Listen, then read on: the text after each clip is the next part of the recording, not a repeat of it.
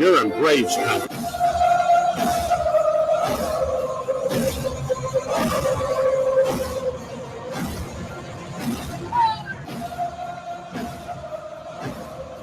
Yeah, howdy, hi, and how the hell are you?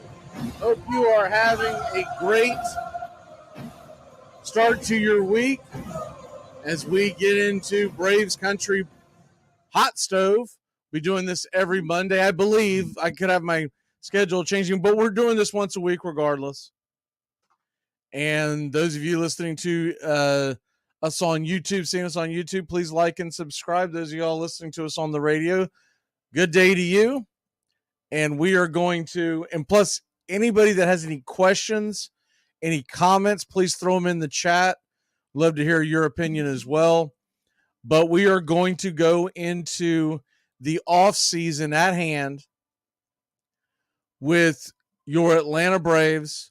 Now we will continue to cover the World Series pitch by pitch, play by play.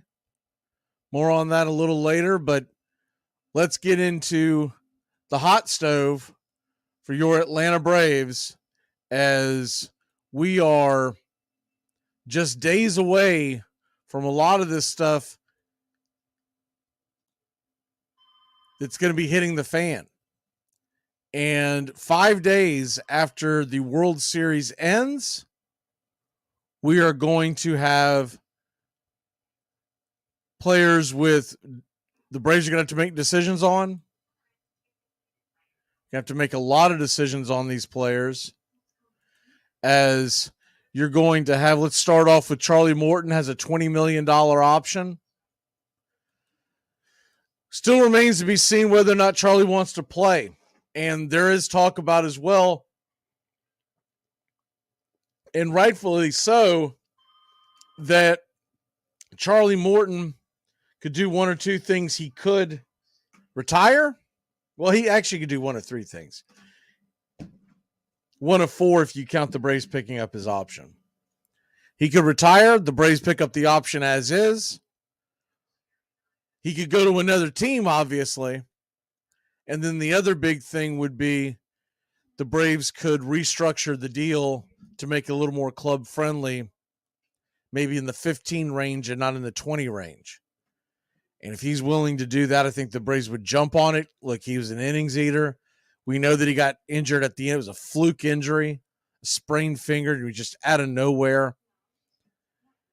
And as opposed to raking him over the coals for the injury, I'd say that was more on the Atlanta Braves for not being prepared for possible injuries.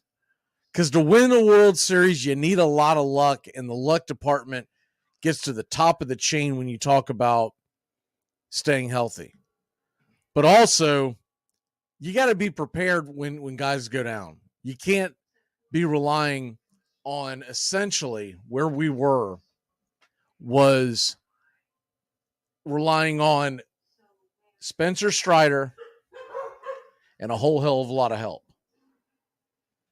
The weird injury that happened to Max Fried, I'm not going to blame the front office for that either. I think that would be a little goofy to do that. But I will say that they should have been a little more prepared. They should have had at least one more veteran on that staff, and there were a lot of options out there, and they just didn't do it. Okay, we move on. We're going to quit beating that dead horse. Charlie Morton has a $20 million option. Good afternoon to everybody in the chat or morning, whenever you're consuming this. Wherever you are, whatever time zone you're in. $20 million Charlie Morton option. Now, there is no buyout, and that's key. That really is key, because when you talk about a Charlie Morton option and not having to pay any kind of a buyout, then it's a little more likely that Atlanta could restructure the deal. If there was a buyout, then you have to factor that in. And at that point, you might as well pick it up at the 20. And I think if Charlie comes back, Charlie is specifically coming back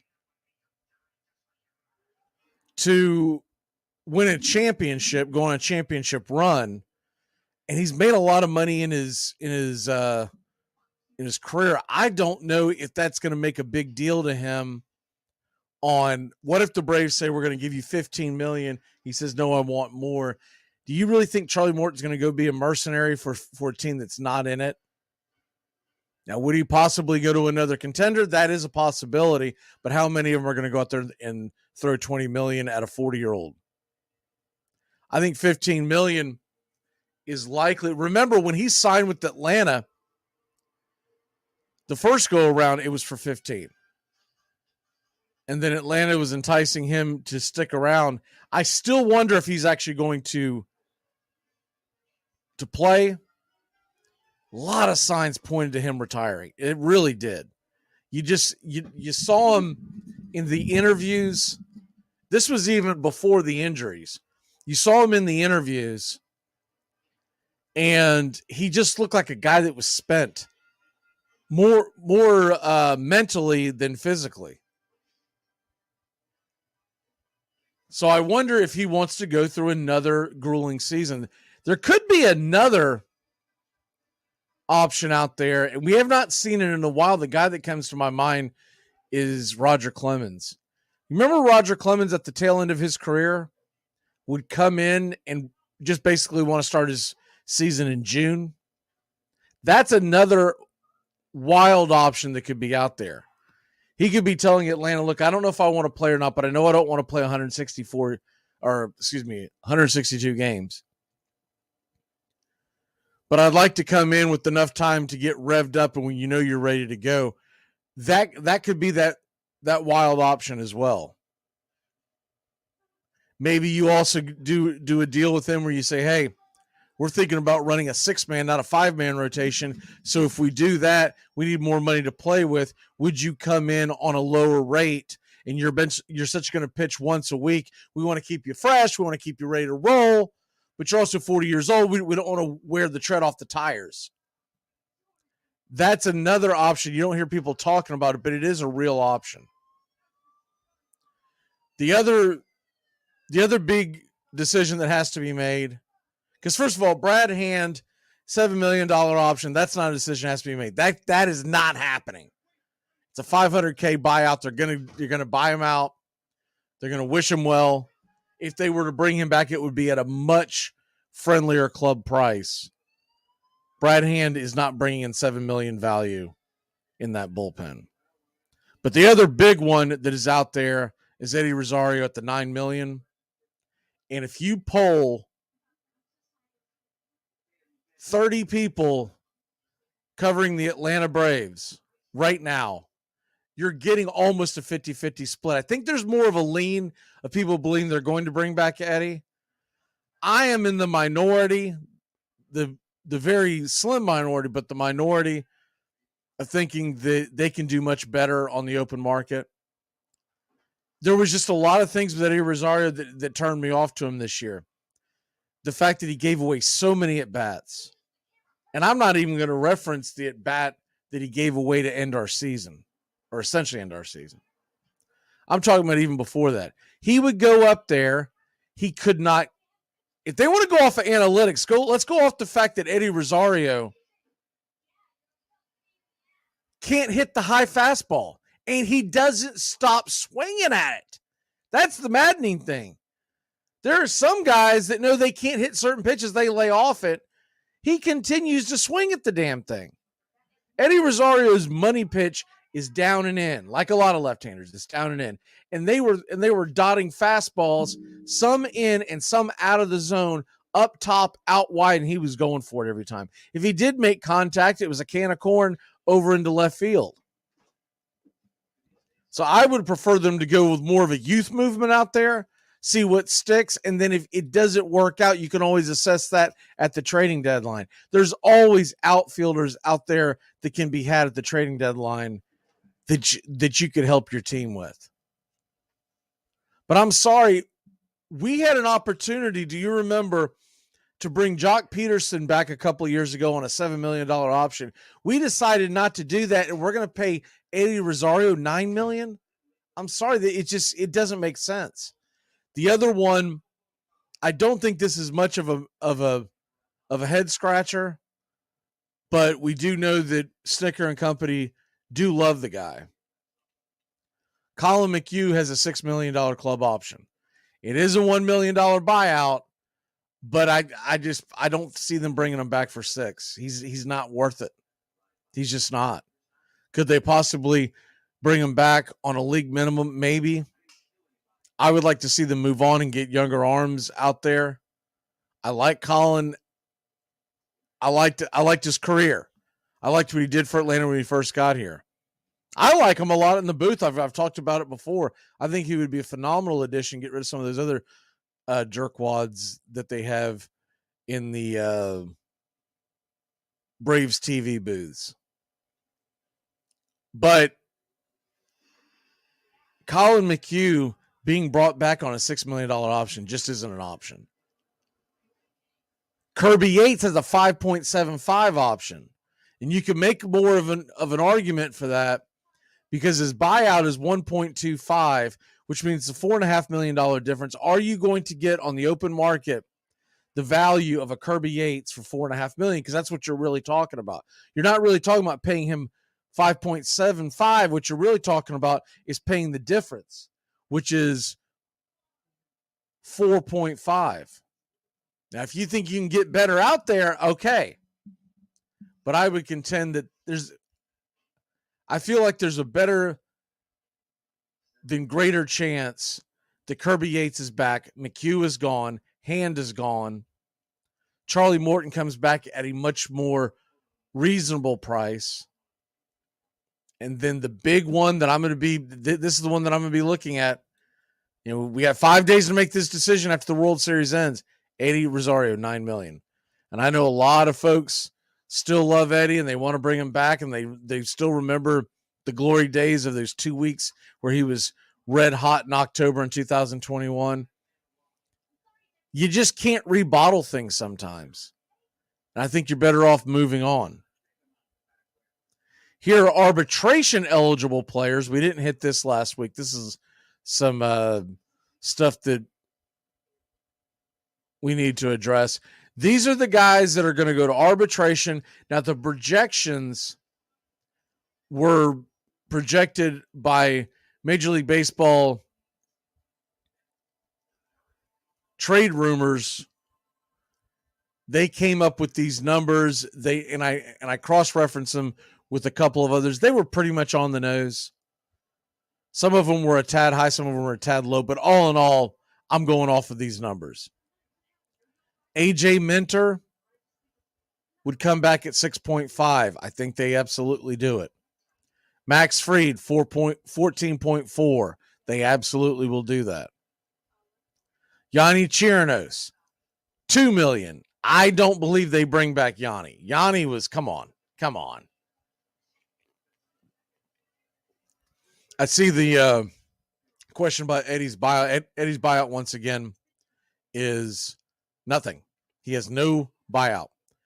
Eddie and Charlie Morton, both of them have zero buyouts.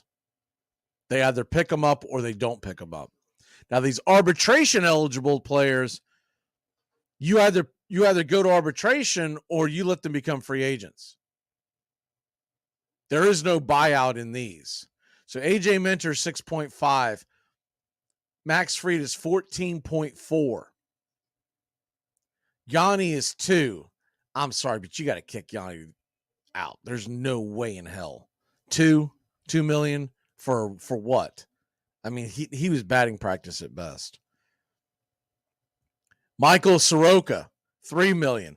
Honest engine, Michael's not worth the 3 million, but they may do it just because they have this infinite love affair with what Soroka was in 2019. But Michael Soroka he's not worth it. And you might have to just let him, because here's the other thing about Soroka. Because he's out of options, if you do bring him back, he's got to stay on the roster all year long. So what the hell do you do if he goes out there and starts getting clubbed around?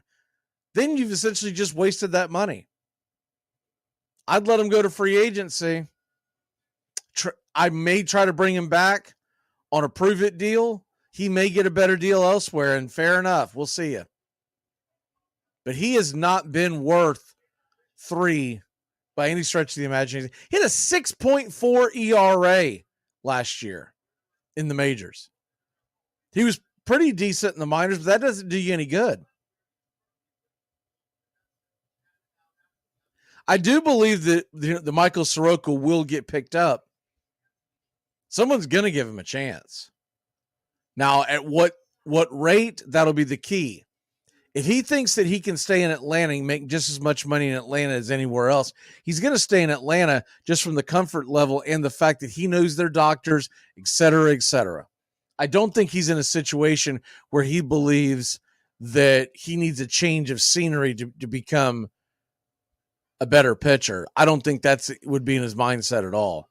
I think it's more of the effect that Soroka could take more money because he could see. I mean, let's look at it. He could see the end of the road and go, man, I don't have it. And I got to make every dime I can make. And at that point, I can't hate on the guy. I'd say, hey, good luck. But I'd rather go with the youth movement. By the way, we've got some younger pitchers that we're going to talk about that could be real players in the rotation for 2023. We'll get to that in a second. So Soroka's 3. Nick Anderson is 1.6. That's if they think they can keep him healthy, I say you take a swing with Nick. When he was healthy and throwing well, Nick Anderson was pretty good out of that bullpen. And he seemed to only be getting better before the injury happened. Here's an interesting one. We made the trade. I thought he was out of options, out of arbitration eligibility. It wasn't until a few weeks after that I looked in and go, oh, wow, we could actually bring him back. Nicky Lopez, $3.9 million. That's an interesting option. He's a good piece off that bench. I don't hate that at all. He's a damn good piece off that bench. Give you some depth. Give these guys days off during the year. I love the idea of bringing Nicky back. And look, it's not up to him. If it were up to him, he probably wants to go elsewhere and play more. But this is a deal that Atlanta can bring him back at 3.9. I mean, that's pretty darn good. Colby Allard is a $1 million option. I say cut ties with him. He was batting practice. He had the one good outing the first time that he came out for the Braves, and then there was a film on him, and then everyone just started launch angling him. He's just not worth it. I don't believe he is. Now the Braves might bring him back just for a depth piece. I could see that. I could see them saying that. Well, we're going to bring him back because he's such a cheap deal and we can get some innings out of him. That I understand, because you could put him down in the minors. Pretty sure he still has options. So you could send him down to the minors and then bring him up for spot starts. That part I could understand. Ben Heller is another interesting one. When he was good, he was damn good. When he was off, he was off. But he can be brought back for $900K. I don't think you can beat that. I'd like to see them bring back Ben and see what he could do. Michael Tonkin is definitely being brought back. He only has a $1 million expectation on arbitration. You got to bring Tonkin back. Sam Hilliard, he's probably heading to the trash heap. 1.1, and he couldn't stay healthy. He didn't work in with the Braves' plans. It is what it is. Kyle Wright, they will bring back. It'll be money thrown away because we know he's not going to pitch in 2024. He's going to pitch. Next time we'll see him is hopefully spring of 2025. He had shoulder surgery, and he is done for next season. But 1.4, they'll bring him back on that, and with the hopes that he'll be ready to roll for 2025. We talked about Tonkin and Hilliard and Heller. Get down to Andrew Velazquez. I don't believe they bring him back, but they could possibly. He's 740. And Huascar Ynoa can be brought back at one even. And I believe they do bring him back because along with Nick Anderson, they're expecting them to be back sometime this year. Remember they both had Tommy John.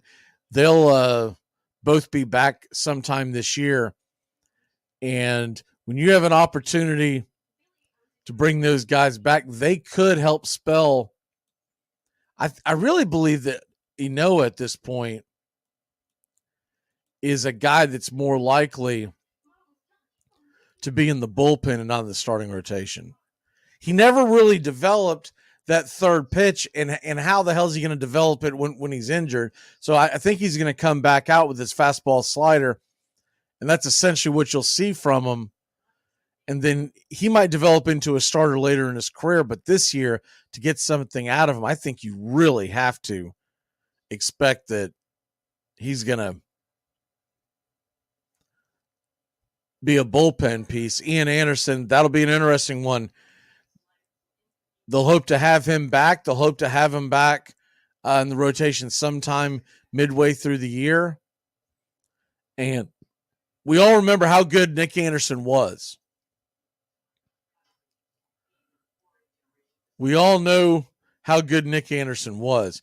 But when he started to fall off, this before the injury, he was having a lot of issues with his control.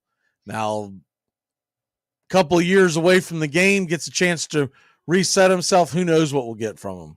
But all eyes will be on Nick Anderson. Now, this is just a reminder of the deals we already have in place for guys that we have locked up long term. We'll hit those real quick, and then we'll continue with some of the options. Austin Riley is locked up through possibly 2033 because there is a club option. The deal runs through 32, club option 33. Matt Olson is locked up through 2029. Spencer Strider is locked up through 28 with a club option of 29. There is a buyout. Most likely he's, for all intents and purposes, he's locked up till 2029. Sean Murphy, and we know he fell off a cliff at the end of the season, but he is locked up through 2028. Club option in 29. And that really is just going to come down to how well is he playing, because he'll be an aging catcher at that point, and how well is he playing going into his mid-30s. Michael Harris is locked up till 2030. Acuna is locked up with club options through 2028. So technically, the deal runs through 2026, but there are club options all the way through 28, which obviously at this point the Braves would be picking up. Iglesias, his deal runs through 2025. So the back of the bullpen is set through 2025. At least through 2024 with Mentor to Iglesias. Ozuna, his deal runs through 2024. But there is a club option in 2025, and the way he hit the ball this year, they absolutely could pick him up. I don't have the numbers in front of me, but I think it was a pretty reasonable club option. It was somewhere around the 14, 15 range. So, we keep thinking 2024, but they could have their DH through 25 at this point. Do you think they will pay Acuna more? I mean, the only reason why you pay Acuna more is if you lock him up to a long-term deal. The Braves have to get something to give something. And I could see it. There's been talk of Anthopoulos and the Acuna camp trying to work out a long-term deal before next season. So that obviously can be a factor. Now, the question is, what the hell does he want? He's going to be coming off an MVP season. What does he want? The other option would be you just ride this damn thing out, and you might end up having to trade him at the very end of it. I don't love that. I'd love to see Acuna be a Brave for his entire career. But if he digs in his heels, and let's say he wants, if you think about some of these deals that have been put out there recently, what if he wants a Mike Trout deal at $450 million? Now, the other option that they have is, remember, we've talked about this before, but the Braves media right deal ends in 2027. You'll notice all these deals that we're mentioning, including Ozzie Albies, he has a club option all the way to 2027. Okay? All these deals are coming at the end of that. Now, Darno, actually club option all the way through 25. Orlando Arcia, a club option through 26. But those are kind of the outliers. Those aren't really the core that I would look at. Arcia did a phenomenal job at shortstop. He's not going anywhere, Braves country.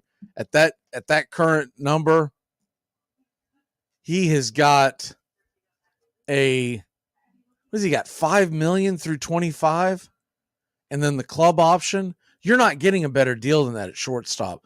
A guy who is an elite glove, one of the best arms in all of baseball. He's an elite defender. When you start stacking up the top shortstops in Major League Baseball defensively, I'm sorry, but for people who don't watch other teams, Orlando Arcia is top 2 or 3 in the game. He just is. I know offensively, he's not the greatest thing in the world, but considering what you pay him, he's pretty damn good. And a guy who's probably going to be hitting number 9 in your lineup. Remember, the teams that make it all the way through the playoffs, including the championship run for the Braves, your number 9 hitter is not hitting, 320 with 25 homers. They're run-of-the-mill batters that you hope to get the best out of them. When they get hot, they get hot. So Arcia is going to be there through 26, unless he absolutely falls off a cliff defensively. I don't see any situation where they don't keep him through the 2026 season. But the Braves media right deal ends in 2027. And when that comes up, there's going to be a huge, huge difference in what the Braves have to play with financially than what they have to do now. Right now, they're trying to keep the payroll just over $200 million before the season starts, because there are other things that kick in that eventually it's going to get it over that threshold of, I believe this year it's in the mid 230s. Last year it was at 233. So what you're looking at, and they're willing, this past year they spent about 250. So they're willing to pay that threshold. They just don't like going into the upper echelon. So you're looking at deals that you're trying to stay somewhere in the range of just over, I believe 205 was the number that we started off in 2000 23, and then eventually with all the other things that kick in, it got it over the 230 range. And then when you talk about sending guys up and down, et cetera, that's how you end up with the 250. They want to have a little money to play with. And one of the reasons is because I do believe he's going to be a little more aggressive this year at the trade deadline. I don't think you're going to get the same sit on your hands type of stuff with Anthopoulos. Now, maybe he makes these deals before the trade deadline. That's more of his MO. But the trade deadline, they want to have some flexibility. Because you can go in with the perfect roster in the spring, and then, guy's just having a bad year, or, there's an injury, whatever. The other guy I think I failed to mention, so I think I said d'Arnaud through the 25 season has a club option. Tyler Matzik, he will be back this year. Remember, he's coming off of injury. They expect him to be back fairly early in the year. And he actually has a club option all the way to 2025. And to me, that is enormous because it gives you, assuming he can come back to where he was, and I have all the belief in the world that Tyler Matzik's going to come back as an elite player. But assuming that he's able to do that, you're then going to have a guy, two left-handers in the back of that bullpen, along with Iglesias, and then I believe they're going to hold on to Nick Anderson. Hopefully they do. I think it would be foolish not to do it. But even with all that being said, you're going to have a really good bullpen there at the end. Now, guys that we're going to lose, Joe Jimenez is a free agent. And I think someone's going to back the truck up. I think the Braves would love to bring him back. He was really good, but that's the problem. He was really damn good at times. Remember, he won reliever of the month in, I believe it was July, and then he came in the top 3 in voting in 2 other months this year. Brad Hand will be a free agent after the buyout. Kevin Pillar will be a free agent. Pierce Johnson is on the list, but remember, Pierce Johnson got locked up shortly after the Braves season ended. He signed a 2-year deal worth just over 14. And then Jesse Chavez will be another wild card. Does he come back? I think if he does, he comes back with the Braves. He seems to love it in Atlanta. He plays very well in Atlanta, and he knows that they trust him. He goes out and has a couple of bad outings early on. They're not going to start panicking and going man overboard. So there you have that. Now the question is, who are the options out there for the Braves to build? And I thought this would be a good one to tackle, because this is where you have to start making these decisions. And I grabbed a handful of names, so let's go ahead and get into it. As you're looking at who's out there, the trades being made, we're about to jump into that. You're in Braves country.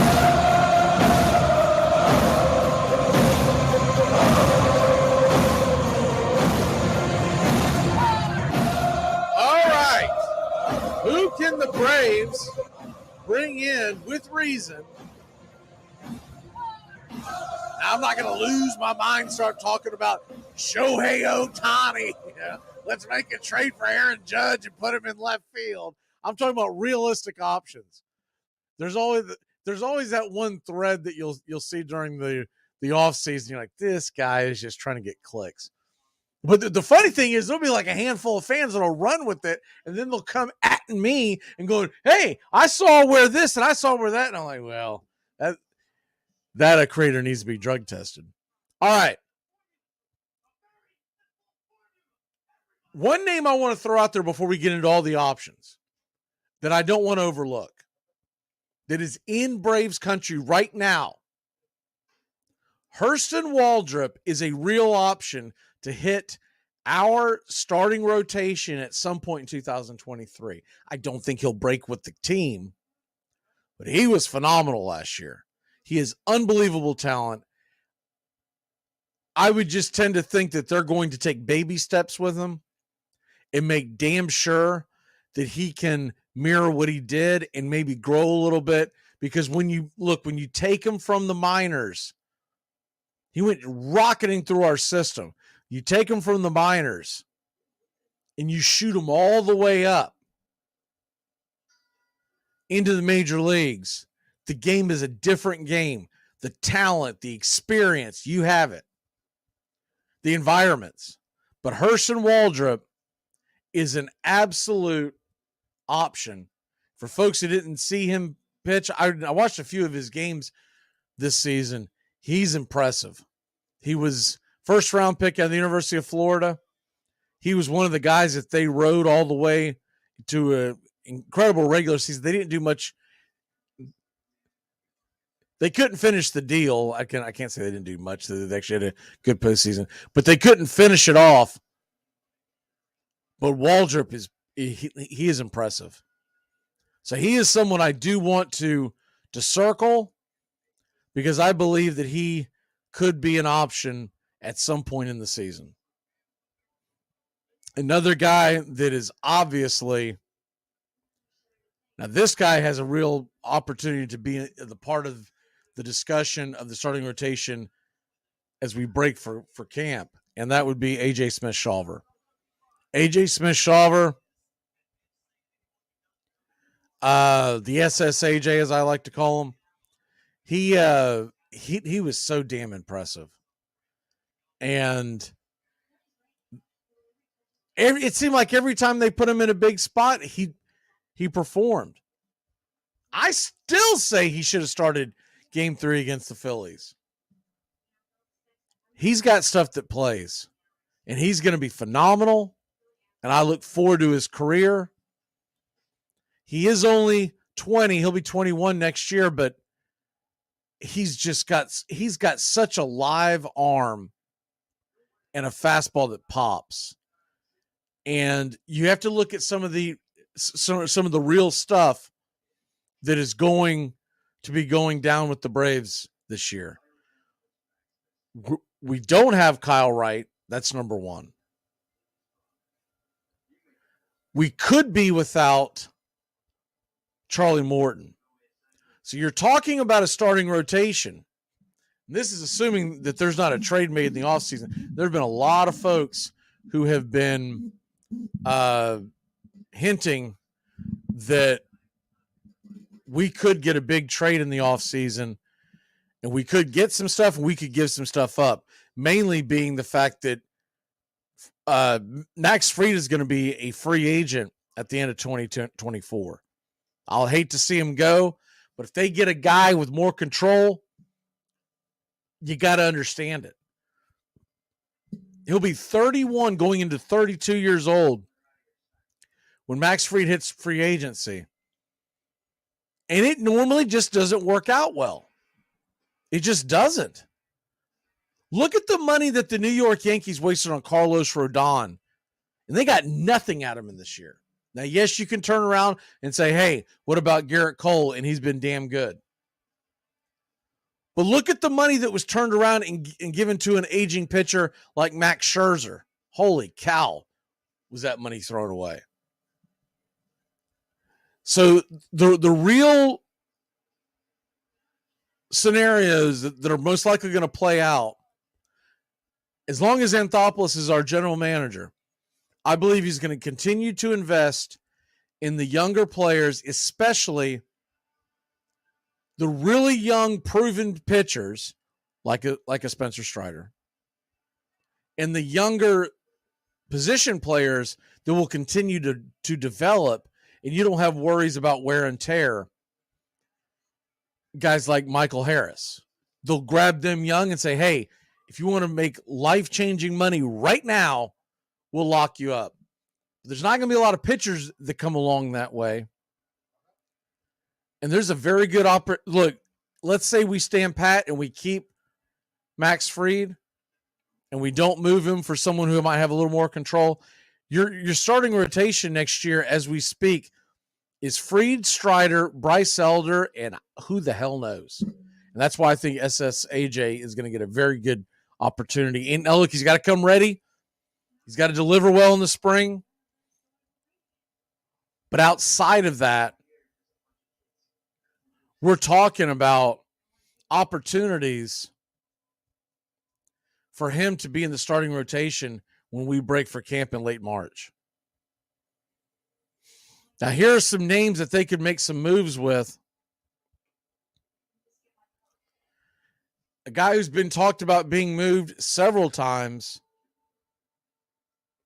and he's projected to be arbitration eligible for $12.2 million this year, which is doable, especially if you lose Charlie Morton. Now, you're going to have to give some stuff up, obviously.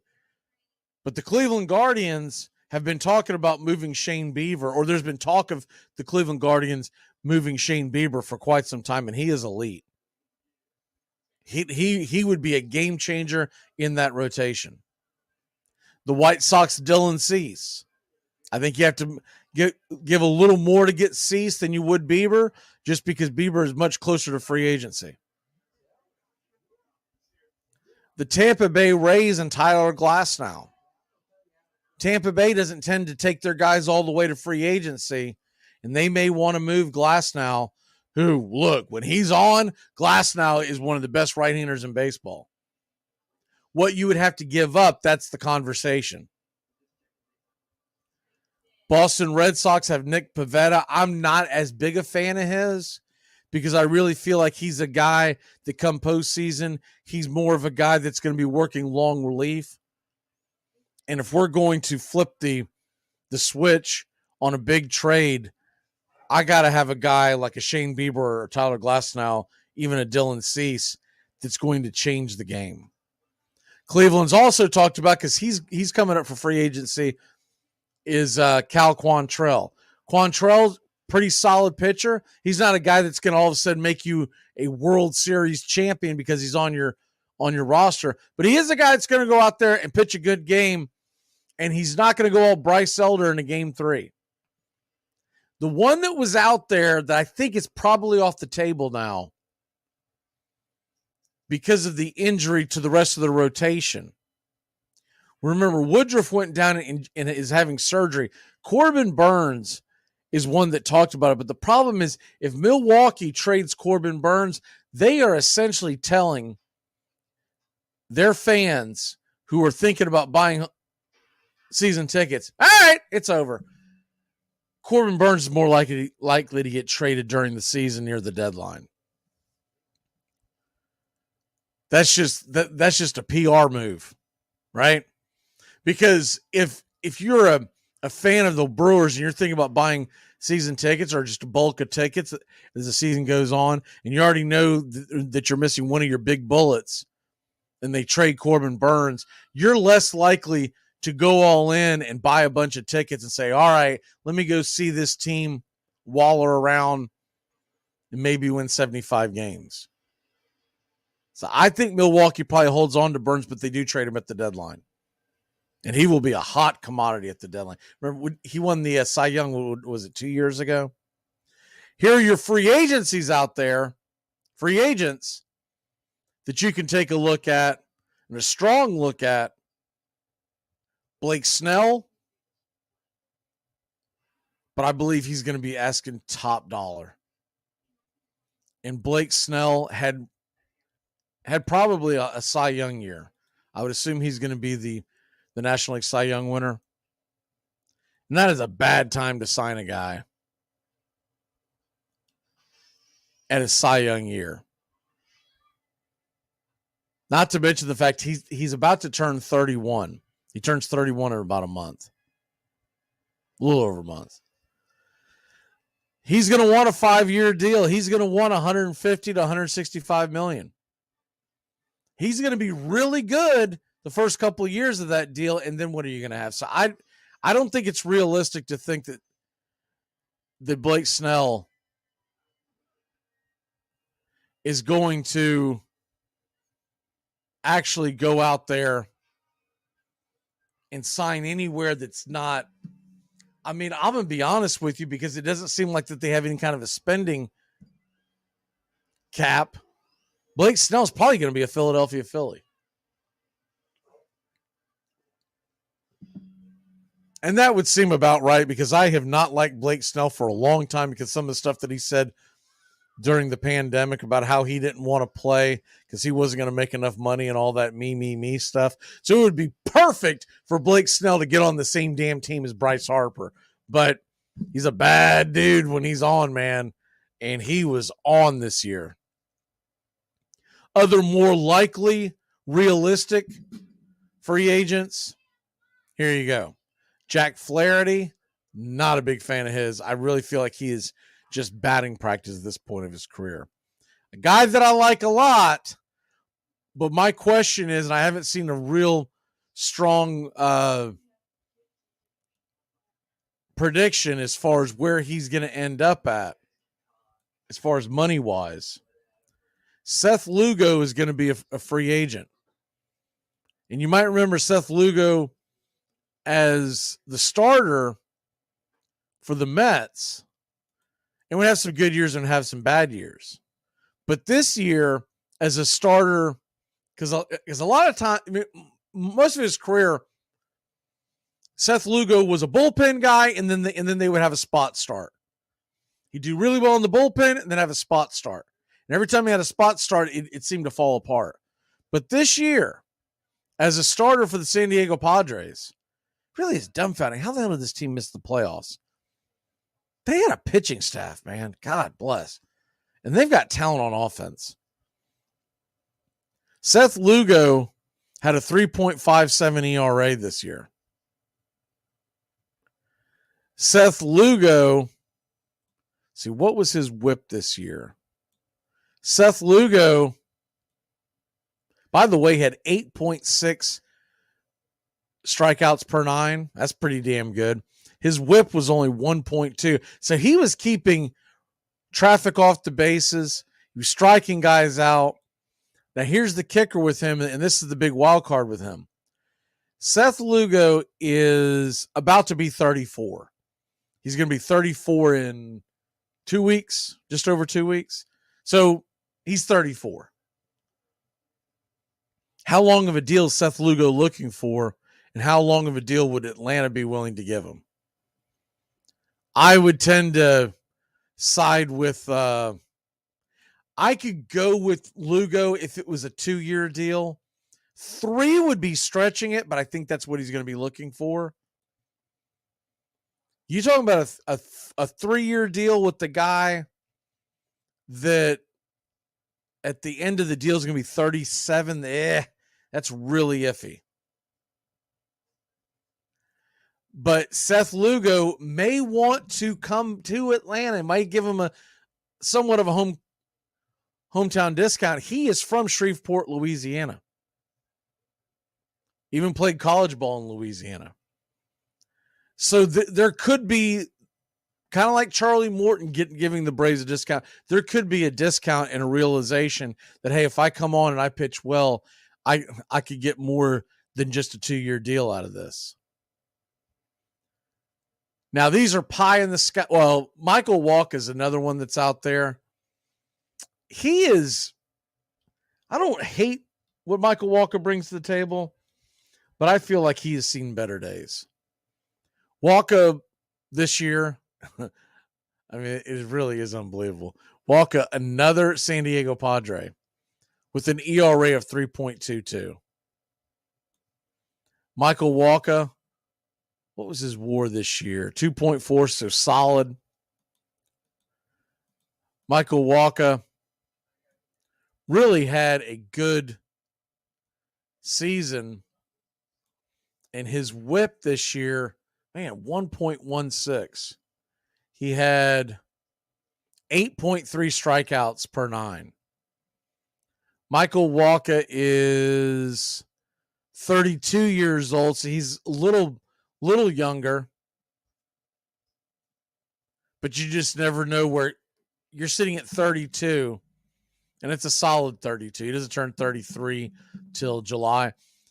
You wonder, is he looking for a much longer deal than what you could get on Seth Lugo? So to me, Seth Lugo is a little more realistic. Here are the two pie in the sky ones. You start off with Erod, Eduardo Rodriguez. He would be the one. I would want him over Blake Snell if everything's even. But I think he's going to be looking for big time money. Eduardo Rodriguez this year was very good. Eduardo Rodriguez also turned down a deal to go to the Dodgers that could have helped win a championship. He ended up punting on that because he didn't want to leave his family on the East Coast. So maybe he's only looking to play for East Coast. Who knows? But Eduardo Rodriguez comes in 30 years old. He is going to want the moon and the stars. I don't think he's a realistic option for Atlanta. I think he's more likely going to end up on an East Coast team, a team that's willing to spend. Here's another guy that now he may give Atlanta the hometown discount. This is a kid that went to Vanderbilt. This is a kid that is from Nashville, Tennessee. So he's from Braves country. He actually went to high school in my neck of the woods, Smyrna, Tennessee. But he is 33. He's 34. He'll be 34 in a few days. It's towards the end of his career, but man, was he phenomenal this year. 2.79 ERA. That is now, I always take that with a grain of salt when you're playing in the American League Central. You're not seeing the bats that a lot of the teams are seeing. But the numbers are the numbers. He had a 1.14 whip. He had 9 strikeouts per 9 innings. This guy would be the guy that everybody would be jumping up and down if they signed. The problem is he's coming off just a phenomenal year. You look at the bullpen. We'll get into bullpen pieces next week, but if you look at the bullpen, it looks like right now we're going to have Iglesias, or eyeglasses as we love to call him, AJ Minter, Matzik, Tonkin, Daysbel Hernandez, I would expect to be a big part. Nick Anderson. I think they bring back Jesse Chavez, and I think they bring back Nick Anderson. The biggest question is, of all these deals, and we're talking about trades and whatnot, and we'll explore this more on next week's show, but Vaughn Grissom, his slash line in the minors this year, if you were not aware of this, 330 batting average. He had a 12% walk rate and just a 14% strikeout rate, which is incredible. Do they find a spot for him, we'll say left field, on a regular basis? Or do they package him because they just simply don't have room anywhere else? You could make the argument that you could put him at short and trade Arcia. But where's the front office's head on that? Because Grissom's biggest question has always been his glove. And he was terrible at shortstop, so it doesn't really seem like that's an option. They're not trading Ozzie Albies. So the real option would be to put Grissom out in left field, or you package him in a deal that brings you back something. And it would be a big piece. If you're trading Vaughn Grissom, you're getting something big time back. All right, let's take a quick look at tonight's game. We'll have pitch-by-pitch, play-by-play of Game 3 of the World Series. Take a really quick look at this one as Max Scherzer is going on the mound versus Brandon Pfaadt. I like to call him Brandon Fat. Fat Daddy. This is a mismatch, and it's not because Scherzer is a possible Hall of Famer. It's because Scherzer has fallen off a cliff. You realize his ERA in the postseason is 9.45? 9.45. I know he's only had a couple of outings. He is done. Brandon Pfaadt, by the way, who really was a big reason why Arizona got through Philly. And the funny thing is, I remember when he came up, he was struggled mightily at the beginning of the year. But Pfaadt has been unbelievable in this postseason. And this rookie is going to toe the rubber with his 2.7 ERA against Max Scherzer.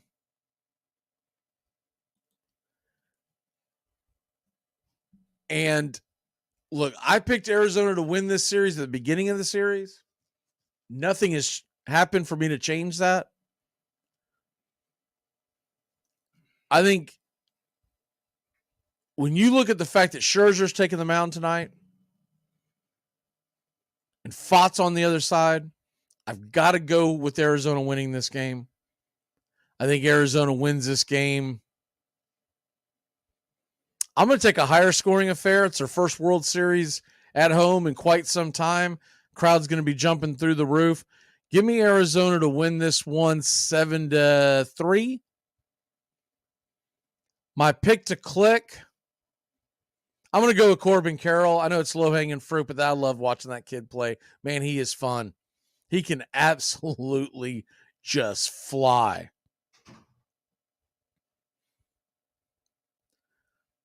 Max Scherzer is going to get pounded. Max Scherzer has done. Prediction, Max Scherzer does not get through 5 innings. He is not going to make it. So if Texas does win this game, it's because Bochy goes out and grabs him and gets him the hell out of there. The funny thing is, they've got him in the rotation next year too because of that trade. Now, the Mets are footing most of the bill. But it's pretty damn funny if you think about it. That the Mets are having to pay that much money, and it's probably worth it to get him the hell out of your locker room, get him the hell away from your team. Max Scherzer sucks. Everybody has just lost this. They've lost sight of that because you think of what he used to be. He's not Justin Verlander, where he still has some stuff left in the tank. He sucks. Hey, I could be wrong. Maybe he goes out there and fires 6 scoreless. This isn't the best offense on the planet, but I don't see him getting past 5. I really don't. And they take a 2-1 lead. It's going to get dicey. It's going to get really dicey for Texas. They're trying to find a way to win one game to get back to Arlington. I still like Arizona to win this series. I've said it at the beginning. I'll say it again. Why am I picking Arizona? Not for some hatred for Max Scherzer. I'm talking about legitimately. I don't care who wins between these two teams. I'm entertained by the series. I'm looking forward to tonight's game. But why do I pick Arizona to win? Because their starting pitching is as good as, if not better, top to bottom than Texas. And their bullpen is definitely deeper than Texas. Texas has the better offense. There's no doubt about that. But pitching will always win championships. And I think Arizona gets it done tonight. But it should be an entertaining game. My prediction on Max Scherzer, he goes just over 3 innings, maybe about 3 runs, and then they're going to go get him. Because remember, they got a rested bullpen, which is probably why they've set him up for game 3. Because man, we can't have you in the middle of this road trip. Because what if we have to let you get a ride? Now, if he goes out there and gets bombed, they may just let him take one for the team. But if they're competing and trying to win this game, I don't think he gets through 5 innings. All right, y'all. Great seeing everybody on all our different platforms, and also those of y'all on WQEE. Pitch by pitch, play by play, World Series, Braves Country Radio tonight. And it's a hell of a lot better than that terrible football game that they've got planned. Good night, Irene. We'll see you next time. Braves Country, right here on Braves Country Radio. You're in Braves country.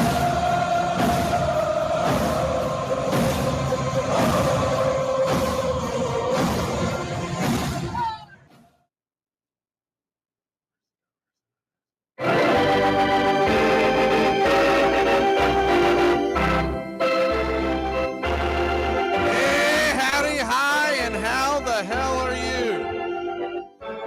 Good evening. There's a very peaceful thing. It was created and played in pastures and meadows. There's grass, there's outdoors, there's everything that people thought was American and feel about America. You get in a ballpark, and it's the wonder of walking through that dark tunnel and seeing a huge open space where men play the little boys.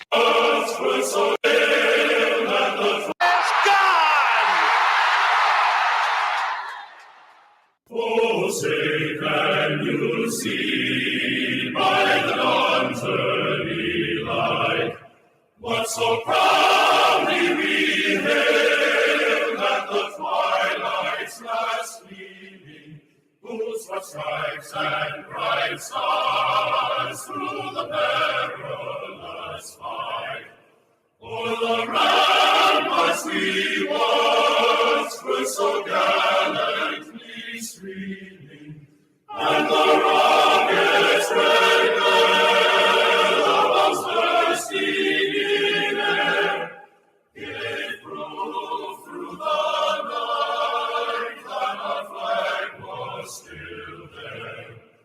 Oh, say does that star-spangled banner yet wave o'er the land of the free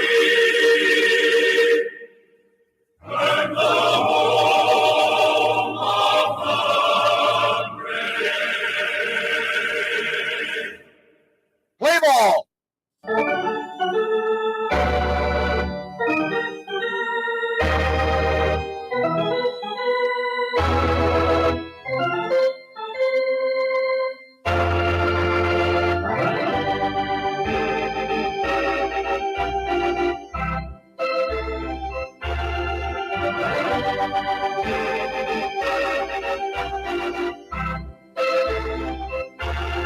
Hey, howdy, hi, and how the hell are you? Good evening. Game number 3 of your 2023 World Series awaits. Hope y'all are having a great Monday evening. We got a good one in store for you. You are listening live, and we are here in Phoenix, Arizona at Chase Field, a capacity crowd of 48,359 is expected for first pitch in just a few minutes. Here are your starting lineups for tonight's action. Leading off for the visiting Texas Rangers and playing second base, it's Marcus Semien. He had 29 home runs, 100 RBI, 14 stolen bases, batted .276 in the 2023 season. Batting second and playing short, Corey Seager. 33 home runs, 96 RBI, 2 stolen bases, batted .327. Batting third and playing right field, it's Adolis Garcia. Garcia had 39 home runs, 107 RBI, 9 stolen bases, and a .245 average. Evan Carter is in left field and batting cleanup. 5 home runs, 12 RBI, 3 stolen bases, batting .306. Mitch Garver is the designated hitter. 19 home runs, 50 RBI, and a .270 average. Jonah Heim is behind home plate. 18 home runs, 95 RBI, 2 stolen bases, batted .258. Daniel Lowe is at first base and batting seventh. 17 homers, 82 RBI, 1 stolen base, batting .262. Josh Young, playing third, batting eighth. 23 home runs, 70 RBI, 1 stolen base, batting .266. Letty Taveras is in center field with 14 home runs, 67 RBI, 14 stolen bases, and a .266 average. On the mound for the Texas Rangers, Max Scherzer, who is 0-1 in this postseason, an ERA of .945, a 1.8 whip, 6 2/3 innings pitched in 2 appearances, 9 hits allowed, 6 strikeouts, 3 walks, and 2 home runs served. He'll be going head-to-head with Brandon Pfaadt, a 2.7 ERA in the postseason with a 1.08 whip, 16 2/3 innings, 15 hits, 22 strikeouts, 3 walks, and 2 home runs given up. Leading off for the Arizona Diamondbacks and backing up Brandon Pfaadt in the bottom of the first inning, it'll be Corbin Carroll in right field, 25 home runs, 76 RBI, 54 stolen bases, batting .285. Ketel Marte batting second, playing second, 25 homers, 82 RBI, 8 stolen bases, batting .276. Moreno is behind home plate, 7 home runs, 50 RBI, 6 stolen bases, a .284 average. Christian Walker, the cleanup, is playing first with 33 home runs, 103 RBI, 11 stolen bases, batting .258. Tommy Pham, the designated hitter, had 16 home runs, 68 RBI, 22 stolen bases, and a .256 average.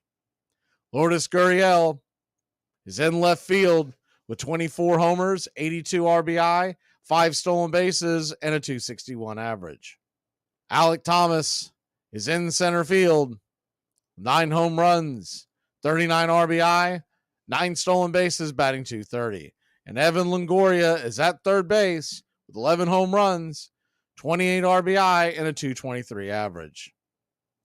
Geraldo Perdomo is at short and batting ninth with 6 home runs, 47 RBI, 16 stolen bases, and a .246 average. Calling balls and strikes behind home plate in game number 3 of the 2023 World Series, it's Alfonso Marquez. Your first base umpire is Brian Knight. Second base will be manned by Vic Carapazza. And down the third base line, it's Bill Miller.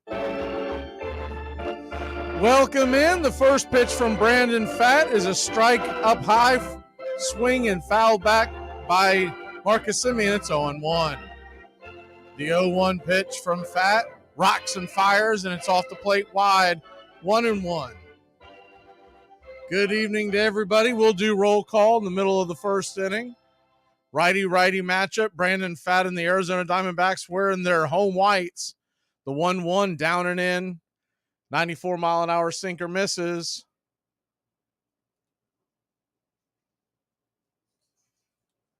So a 2-1 count.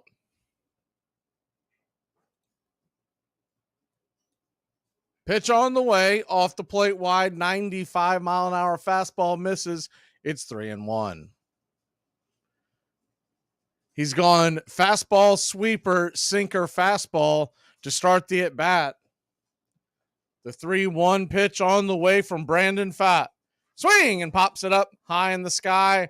Coming in, making the catch in shallow right field is Corbin Carroll, and there's one away. Arizona Diamondbacks will be wearing their home whites. D-backs across the chest in black, outlined in light blue.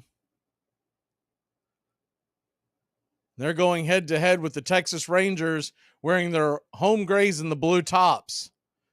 First pitch on the way to Seager. Seager swung on, banged on the ground, flips it over from first base to the pitcher covering, and it's a 3-1 putout and quickly 2 away. So 2 down. Corey Seager once again. It's been kind of his MO all season. All playoff long. We've been covering these games. He is a first pitch swinger. Arizona's got to start picking up on that. not giving him anything to hit early in the at bat. So that'll bring Adolis Garcia to the plate. Garcia takes a fastball up top, right about letter high for a strike. It's 0-1. Garcia batting .339 this postseason. Absolutely scorching red hot bat. Righty-righty matchup. Garcia digs in. The pitch on the way. Sweeper misses wide and out of the zone. It's 1-1. Diamondbacks on their head-to-toe white jerseys are also wearing black ball caps with the red A on the front, outlined in the teal. The 1-1 from Fott. Just outside wide. Good take, good sweeper. 2-1. So a 2-1 to Garcia.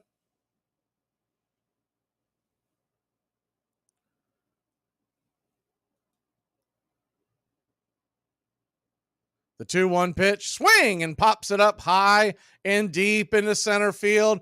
Going back just before the warning track. Thomas will make the catch, and that'll end the inning.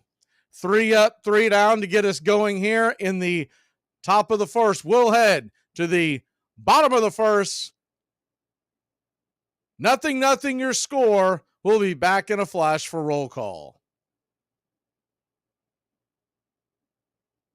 At a meeting in New York City, Ward helped found the Brotherhood of Professional Baseball Players. It was the players' first attempt to organize, and they were determined to abolish the hated reserve clause. But Albert Goodwill Spaulding and the other owners would not give an inch. In 1889, they tried further to consolidate their power by setting an absolute salary cap of $2,500. Then added insult to injury by charging the players rent for their uniforms. It was the last straw.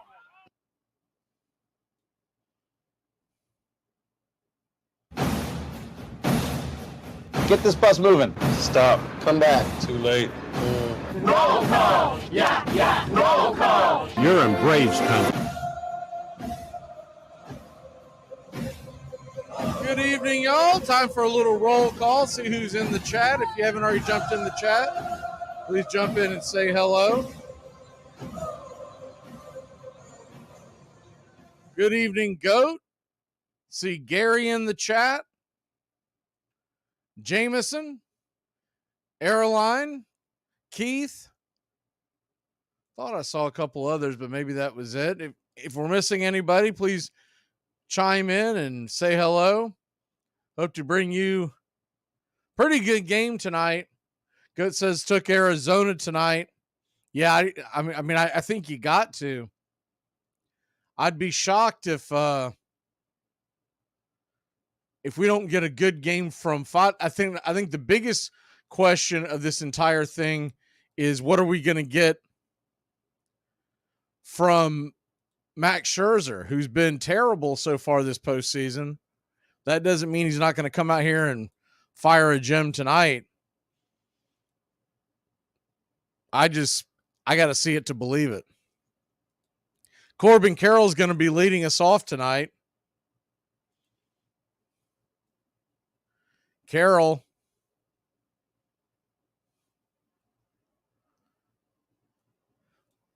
He'll be followed by Marte, Moreno, Walker, Pham. Got some numbers on these guys versus Scherzer. None of them with outstanding numbers. Carroll is 1 for 2 with the home run. Walker 1 for 3 with the home run. The rest, as you can imagine, really bad numbers. Will go through them as they come to the plate. The first pitch on the way from Scherzer is a curveball inside, way inside. It's 1-0. The 1-0. Rocks and fires. 93 right down the pipe. 1-1.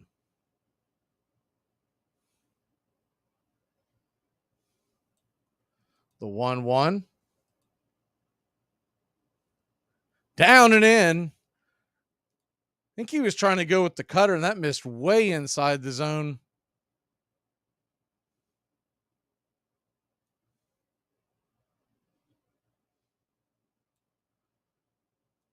So 2-1 your count.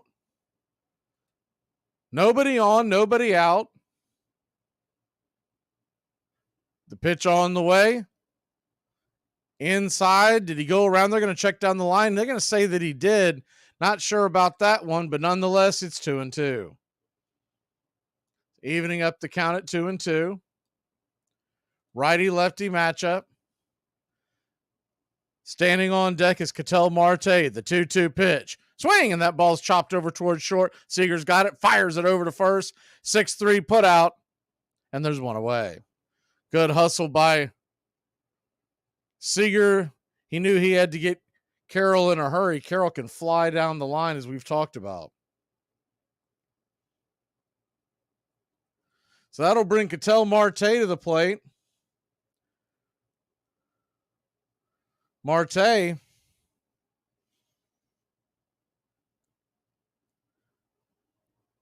by the way, Alfonso Marquez is behind home plate tonight calling balls and strike. Brian Knight at first, Carapaz at second, Bill Miller third. Then you got Rayburn and Walcott down the lines. First pitch on the way to Marte is off the plate wide for a ball. It's 1-0.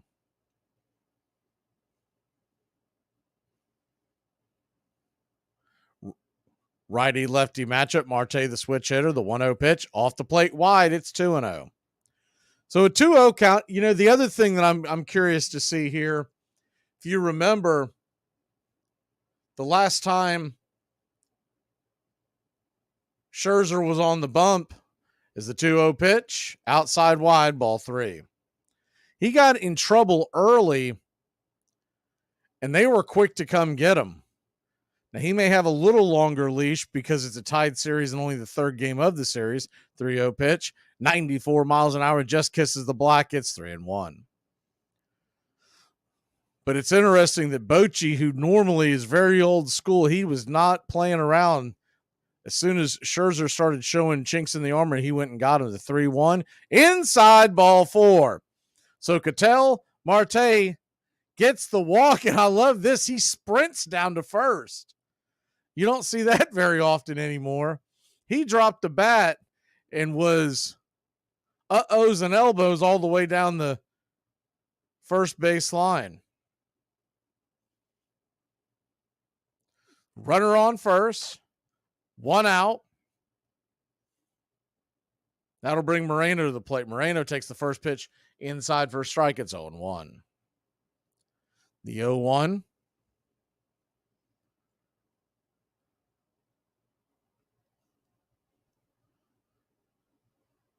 Marte inching his way towards second. Flinching like he might go. The 0-1 pitch. Swing, and that ball's grounded over towards third. Young's got it, fires it over to second, and it's going to be a 6-4-3 inning-ending double play. So Scherzer gets in a bit of a mess, but gets out very easily. We'll be back in a flash. Game number 3 of the 2023 The idea World of going to the Series. ball.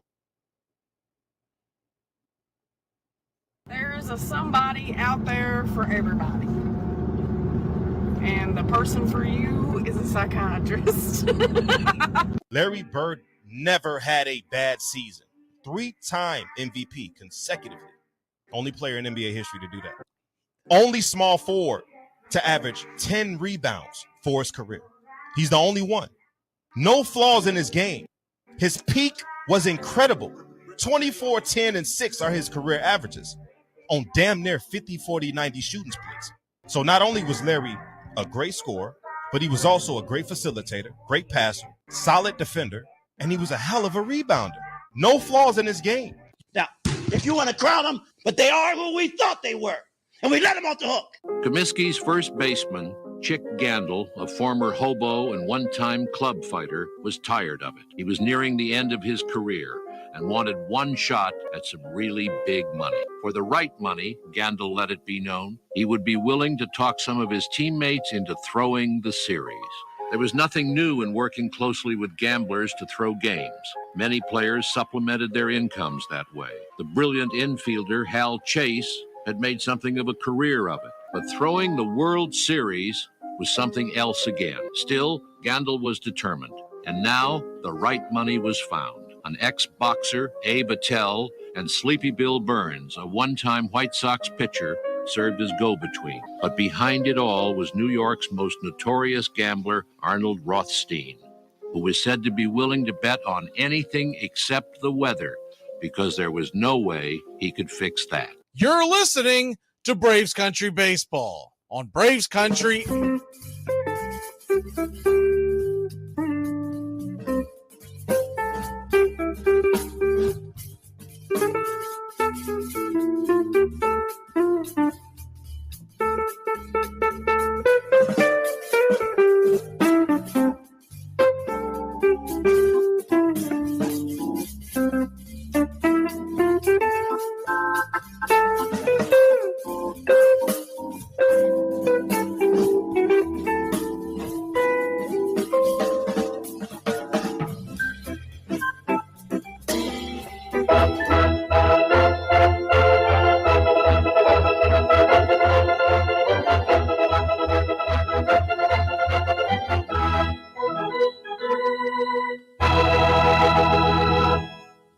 Welcome back. 0-0 your score. We are heading to the top of the second inning. Brandon Pfaadt will go back to work. Tall right-handed rookie set to face another rookie phenom in Evan Carter to lead off the inning. Righty-lefty matchup. Pfaadt comes set, kicks and deals, and a bender right on the outer edge for a strike. Good curveball. It's 0-1.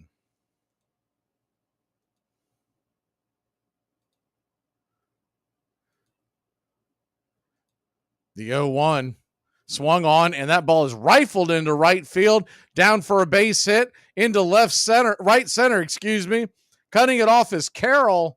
Carroll will fire it back into the infield, keeping Carter at bay. Good piece of hitting by Evan Carter, and it's a leadoff single to start the second inning.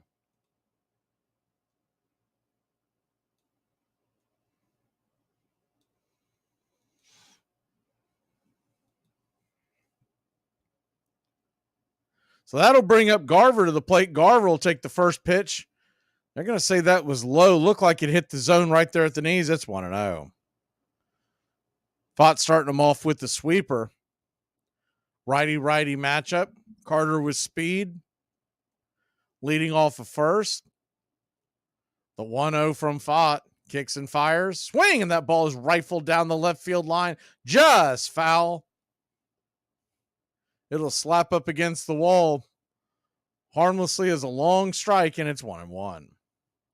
Garver, 268 in this postseason, 1 for 7 in the World Series, does have a home run. It'll be Garver, Heim, and then Lowe. The 1-1 pitch. Swung on, comebacker to the mound. Pfaadt's got it, fires it to second. Marte flips it over to first, and it is a 1-4-3 double play. Big play there by Pfaadt and the defense to thwart that rally. Kind of a jam shot in there on his hands. And it was a atom ball to Pfaadt, about a two-hopper that he was able to grab and flip over to second with ease. So that'll bring Jonah Heim to the plate. Heim swings and misses the first pitch. Right down the pipe. 94 miles an hour. It's 0-1. Righty-lefty matchup. The 0-1 kicks and fires. Swing and a miss. Strike 2. So an 0-2 count to Heim. Pfaadt at 17 pitches on the night. Heim's going to take his time out. Looks to be a really raucous crowd here in Arizona tonight. Their first World Series game since 2001. The 0-2 pitch on the way. Swung on, lifted high. Not very deep. Center field. Coming in, making the catch is Alec Thomas, and that'll end the inning. So after the double play, it's a 3-up, 3-down. We'll be back in a flash out in the desert. And the one thing that I would say for the Oakland sports fan, They have given you a good product. You can't sit there and say that Billy Beane and ownership groups, including Fisher, have not given you a good product. For the most part, in the tenure of Fisher, he bought the team in 2005, the team has been a relatively competitive team. They've been in the playoffs a lot, and for the most part, that fan base has not supported them. Armchair. Now 2 outs and 0 on. The Mets are waving their outfielders in. The home Met team waving their outfielders in. Here's Rick Camp with a game on the line. 2 outs and 0 on base. And at least he took a good cut and fouled it off. Ernie, if he hits a home run to tie this game, this game will be certified as absolutely the nuttiest in the history of baseball. Well, they could go to another pitcher, but in 18 innings, they've used just about everybody. It'll be an 0-2 pitch. And he hits it to deep left. Heat goes back. It is gone. Holy cow. Oh, my goodness. I don't believe it. I don't believe it. Rick Camp. Rick Camp. I don't believe it. On an 0-2 pitch, Rick Camp hit it over the left center field wall. I don't believe it. Nobody can believe it. Camp makes it 11-11, his first Major League homer. I tell you what Casey had that a lot of people don't tell you about. He had the knack of taking that ball out of a pitcher's hand. And that means a Whitey Ford. That means anybody and giving that ball to another, because I tell you about pitchers. Pitchers will talk you out of it. You know, you go out to take that ball, oh, Skip, let me pitch to this guy. When Casey walked to the mound, you gone.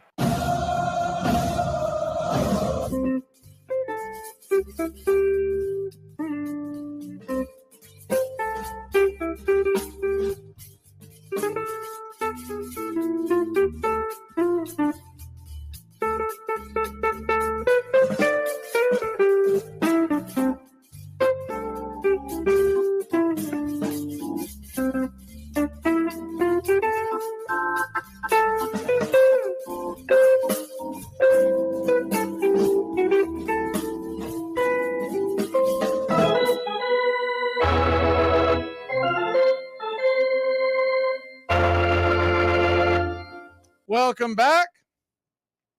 It's pretty cool. They're showing, I guess, Randy Johnson threw the opening pitch out to Luis Gonzalez. Of course, last time there was a World Series game here in Arizona, those were the men of the hour. Luis Gonzalez had that fister over the Yankee infield, the walk-off job in the game 7 of the World Series. First pitch on the way to Christian Walker, swung on. That ball's belted deep into center field. It's going to get up against the track on the wall, and it is a leadoff double for Christian Walker and the Arizona Diamondbacks.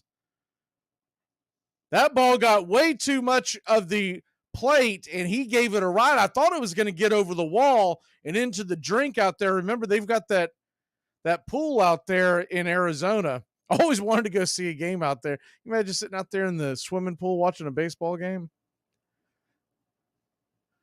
But it went out there, almost got over the wall, and it's a leadoff double.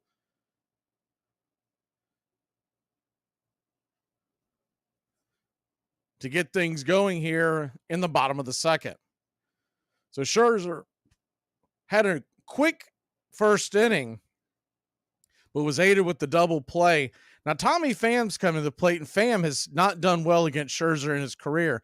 First pitch on the way to Pham is down and away for a ball. It's 1-0. Tommy Pham is 3 for 23 lifetime against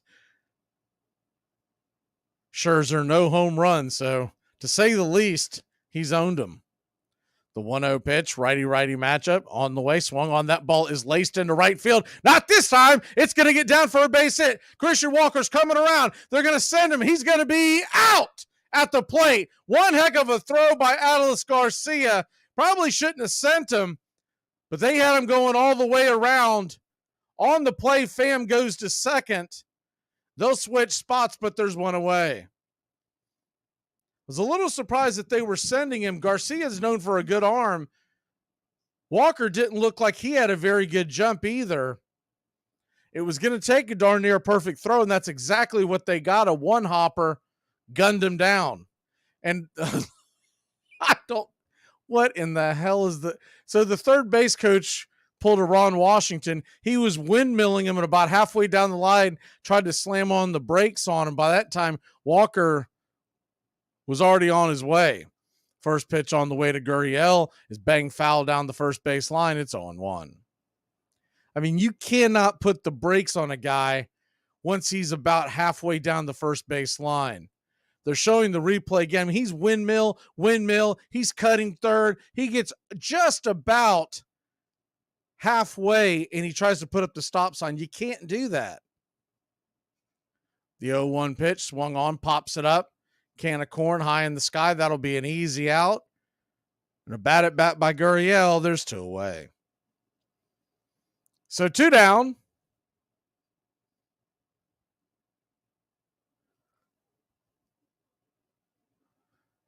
Alec Thomas will come to the plate. He's had a pretty good postseason. Once again, when you've got a guy like Scherzer who has been struggling, to say the least, I think you sit there with runners on the corners and nobody out and take your chances. First pitch on the way to Thomas is a hanging curveball right there at the knees for a strike. It's 0-1. Righty-lefty matchup. Thomas, 4 for 10 in the series. The 0-1 pitch. Comes set, rocks and fires, inside, 95 miles an hour. It's 1-1. So a 1-1 count. Runner on second, 2 outs. Thomas stands in. Righty-lefty matchup, Longoria on deck. But there are 2 away. The 1-1 to Thomas. Swing, and that ball's off the wallet of Scherzer, and he gets aided as the ball ricochets. Young barehands it, fires it over a third, and it's a 5-3 putout. Miracle play. Young, right place, right time. Hard hit so far is Scherzer, but they haven't crossed the plate. We'll be back in a flash. Fatigue makes cowards of us all. You can't play fatigued. Therefore, it's up to you to be in prime physical condition. You've got to keep yourself in prime physical condition, because a fatigued player is a coward. Armchair. Tom has been a teacher for over 40 years. One day, I think one of the students had asked the question and he didn't remember the answer. I also noticed that he was letting his class out earlier than they were supposed to let out. I was really starting to worry. Levi and I talked about how it would change our lives, but he was there beside me. When something feels different, it could be Alzheimer's. Now is the time to talk. Visit alz.org/ourstories to learn more. A message from the Alzheimer's Association and the Ad Council. It all starts with just one thing. When recycling, rinse out jars and cans, and avoid recycling wax paper or paper soiled with food. This will reduce recycling contamination. Find tips and more at onethingus.com. What's your one thing? He batted .321 or better over 9 consecutive seasons and stole 436 bases. Although he was short and weighed barely 120 pounds, he tripped opposing runners on the base paths, blocked them, spiked them, and rarely complained when they did the same to him. We'd spit tobacco juice on a spike wound, he remembered, rub dirt in it, and get out there and play. Mayhem seemed to follow John McGraw wherever he went. When he got into a fist fight with the opposing third baseman in Boston in 1894, both benches emptied. Fans began brawling. Someone set the stands on fire, and the entire wooden ballpark and 170 neighborhood buildings went up in flames. You're listening to Braves Country Baseball on Braves Country HD.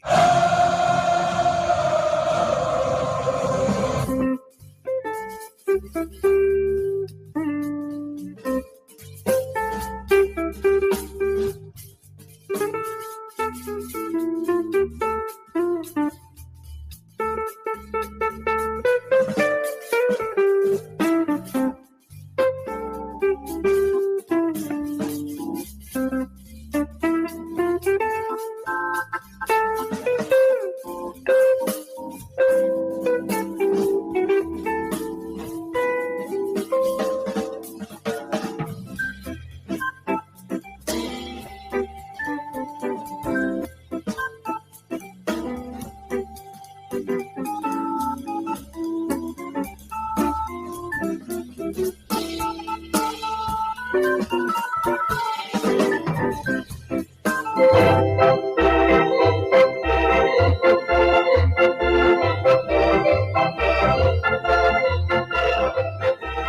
back. First pitch on the way from Brandon Fott. It's a fastball, fires it right down the middle, swing and a miss by Nathaniel Lowe. It's 0-1. Lowe batting 196 in the series. Righty-lefty matchup. Big first baseman digs in. Fott rocks and fires. Right there at the knees. Good sinker. It's 0-2.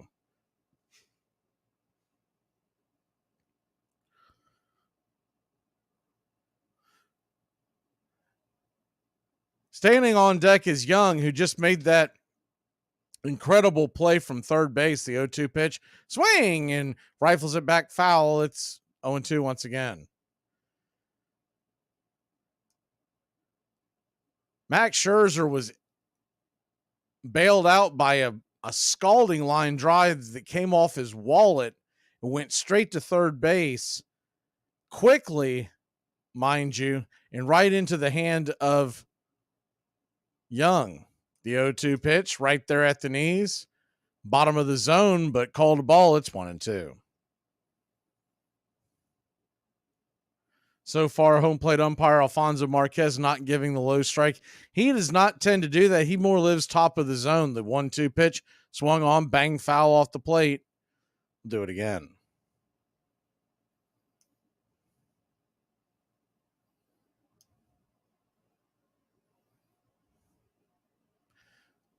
You add that along with the poor decision by the third base coach to send Walker. As the 1-2 pitch is swung on and fouled straight back, we'll do it again. If you're just joining us, runner on second, nobody out, base hit to right field. Garcia got it on the one hop and fired it into the infield. The third base coach of Arizona was waving Walker around till he got about halfway, then tried to put on the brakes. It was just a disaster. The 1-2 pitch, down and in, 2-2. Garcia threw a perfect strike to home plate.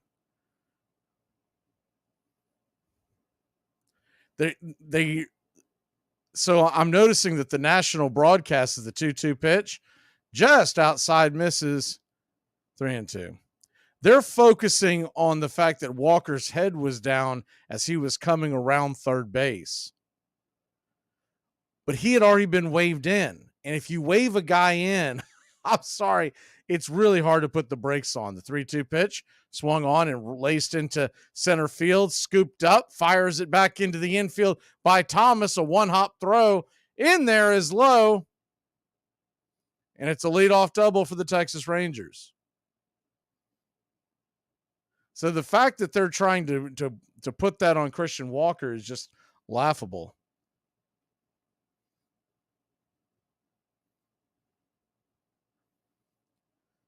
A lot of guys, once they get that sign to go, they get to their routine and they just start digging. And evidently Walker's a guy who looks down when he's trying to run faster. First pitch on the way to Young is right there at the knees for a strike. It's 0-1.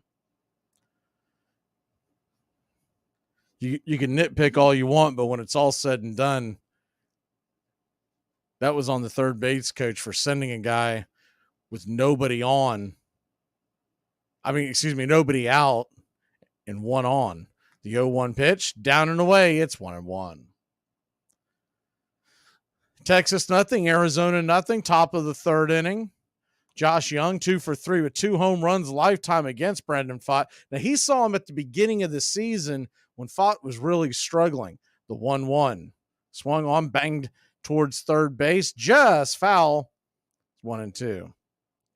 And it's not to say that Young won't have similar success. Some guys just see guys better. But I can tell you from seeing Fott earlier in the season to seeing him now, he's just a different pitcher. They sent him back down about midway through the season. He came back up, and he's been great ever since. So the 1-2 count from Fott. Runner on second, nobody out. Kicks and deals, swing and a miss, strike 3. Got him with the sinker just below the knees, and there's one away. Good pitch by Brandon Fott. That'll bring Letty Tavares to the plate. Letty is 2 for 2 with a home run.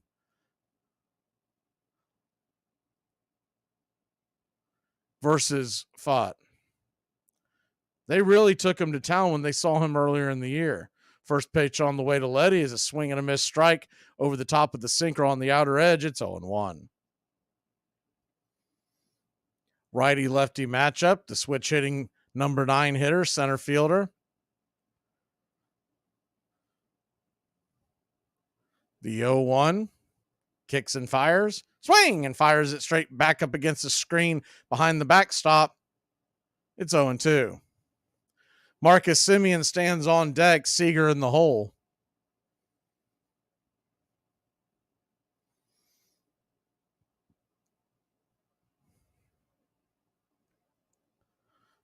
Tavares is going to call timeout, readjust his gloves. Nomar Garciaparra style. Get back into the box.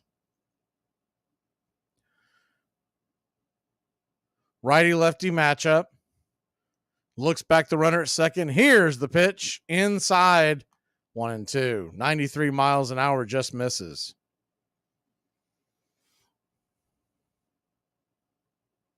So he's gone sinker and then four-seam, setting up a 1-2 count. The pitch on the way. Down and in. 2-2. Tried to get him to chase a changeup well below the knees on the inside. Texas nothing. Zona nothing. Top of the third inning. A 2-2 count. Runner on second. 1 down. Top of the order on deck. The 2-2. Swung on, banged over to second. Scoop. Flipped it by Marte. It's going to be a 4-3 put out, and there's 2 away. On the out, Lowe goes from second to third. So he's 90 feet away from scoring the runs first game. That'll bring Marcus Semien to the plate. Semien, 0 for 1. He flew out in the first inning. Hitting 190 in this postseason, but we all know he's a dangerous bat. Righty-righty matchup. The first pitch on the way, swung on. That ball is hammered down the left field line, but foul. Just foul, and it's 0-1.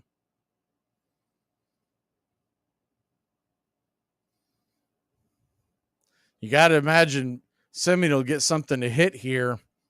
Last thing Fott wants to do is pitch around him to face Seager. The 0-1 comes set. The pitch on the way. Down and in. Sinker misses. It's 1-1. So he's going sweeper, sinker to start the at-bat.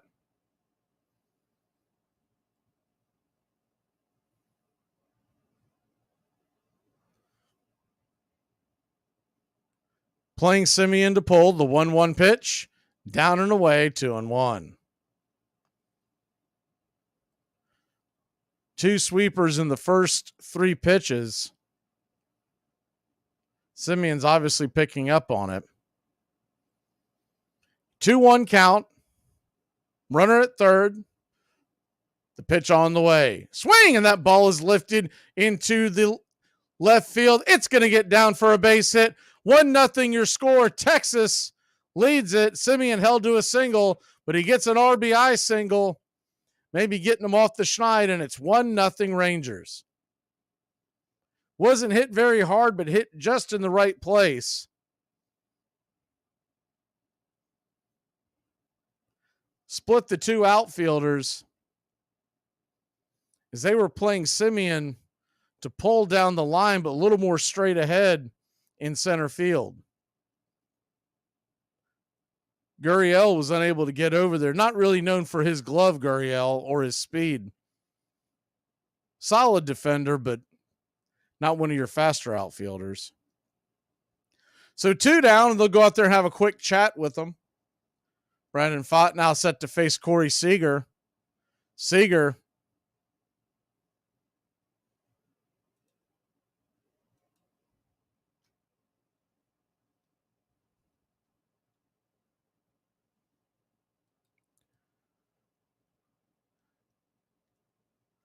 He'll step in here.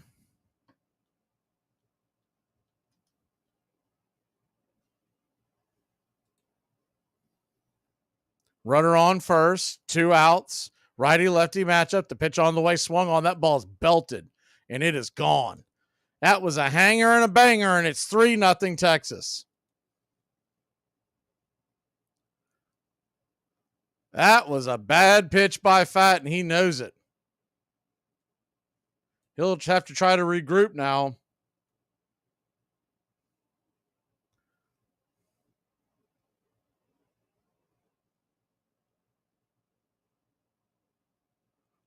Whatever Arizona pitching coach Brent Strom said to him did not work. That was an absolute tater. So 2 down, bases clear, and time to face Garcia so it doesn't get any easier. 3-0 your score. First pitch on the way is a swing and a miss strike. It's 0-1. The 0-1 pitch. Right there for a strike on the outer edge.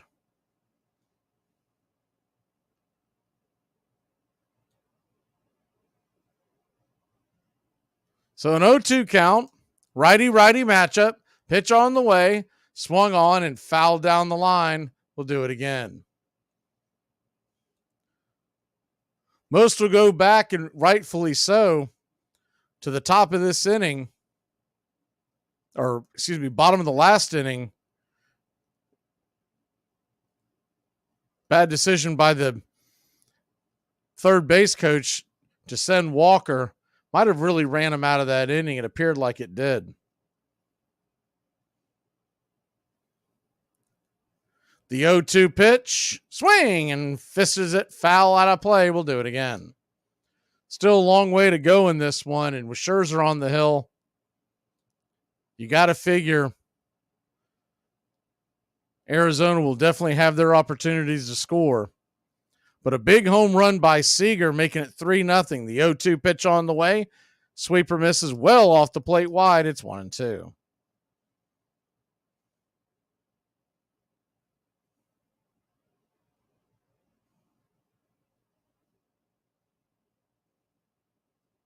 The 1-2 pitch. Swing and a miss. Strike 3. Got him with the K up top, but not before he coughs up 3 runs. We'll be back in a flash. It's 3-0 Texas, heading to the bottom of the 3rd. I'm Amy Lawrence, and I'm up late, always, after hours, hanging out with you on CBS Sports Radio. Check it out, 2 a.m. Eastern, 11 p.m. Pacific. Hey, last week we were talking about the mouse. Right.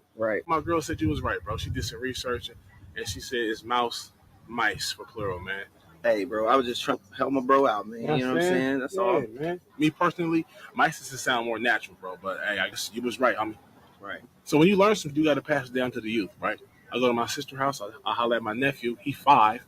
I'm breaking it down to him. I'm like, hey, I said, little man, it ain't mice, this, bro. It's mice, right? Right. Mouse, mice. Right. Goose, geese, right? Exactly. Right? Mm-hmm. Yeah, that's right. Moose, meese. It's like, that's a, wait. You said moose and what? Oh, moose. For 1 is moose. Moose, yes. And for 2 is meese, right? You said moose and meese? Yeah. No, meese is not a word at all, actually. It's already plural and singular. Damn, man, what's wrong? Why are you doing this, bro? I didn't create the English language, bro. That's just what I didn't make the rule. How you know, bro? Because I went to school. Armchair. Always you look for heroes.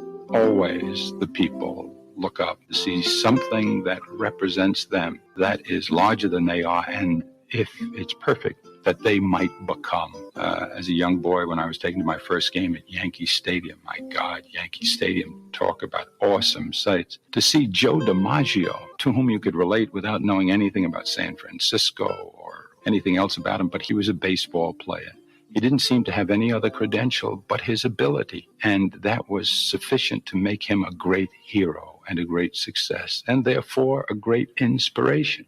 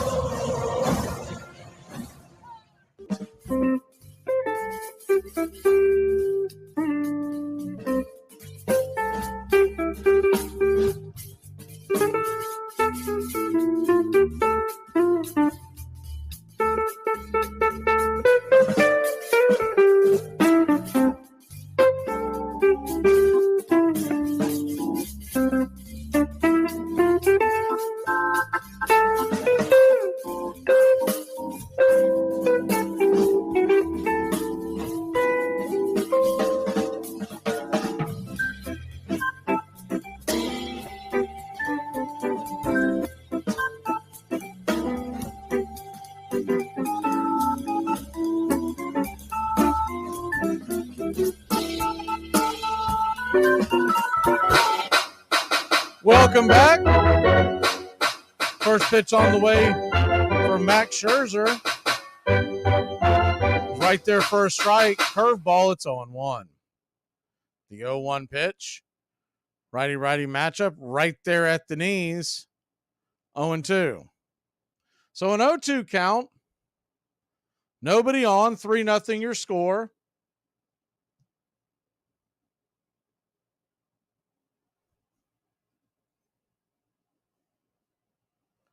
Evan Longoria, the batter. The pitch on the way. Down and away, 1-2.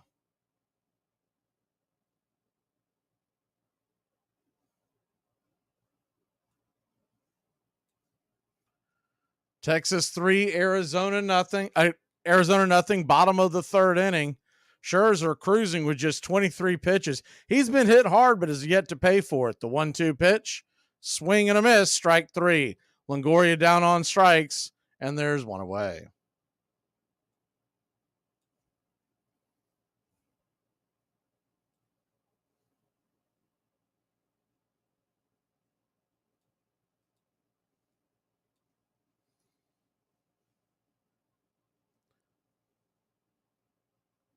So one down. Scherzer will go back to work. This time the number 9 hitter, Perdomo, he shows bunt, doesn't offer at the soft pitch, and it's 0-1.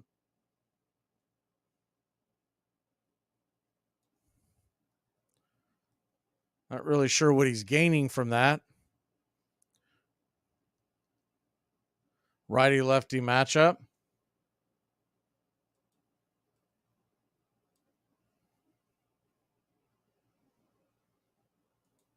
The 0-1 pitch. Outside wide, 94 miles an hour. 1-1.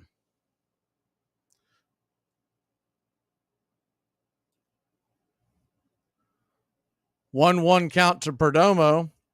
Kicks and fires, swing, and fouls it straight back. It's 1-2.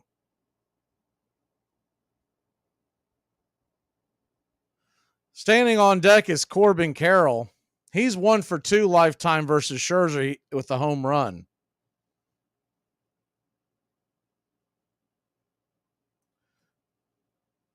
The 1-2 pitch on the way. Swing, pops it up. High in the sky, should be easy playable. Is for Garcia. He'll make the catch, and there's quickly 2 away. So 2 down, and the top of the order comes to the plate.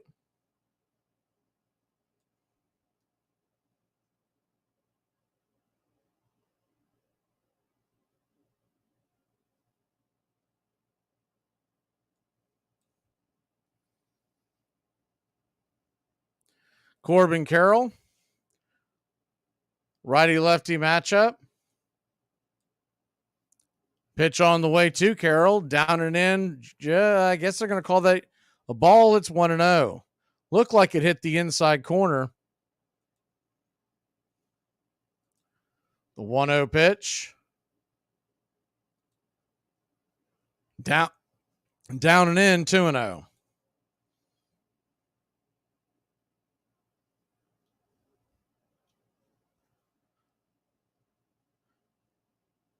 Righty-lefty matchup. The 2-0 pitch. Down and in, ball 3. So a 3-0 count.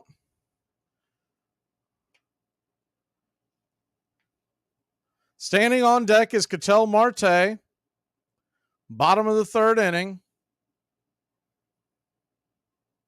Kicks and fires. Right there at the knees, taken all the way is Carroll. 3-1.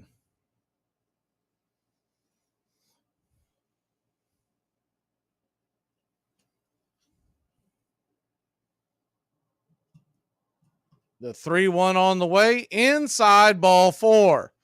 So Carroll will head down to first. Of course, he has that speed they'll have to keep an eye on. There are 2 outs.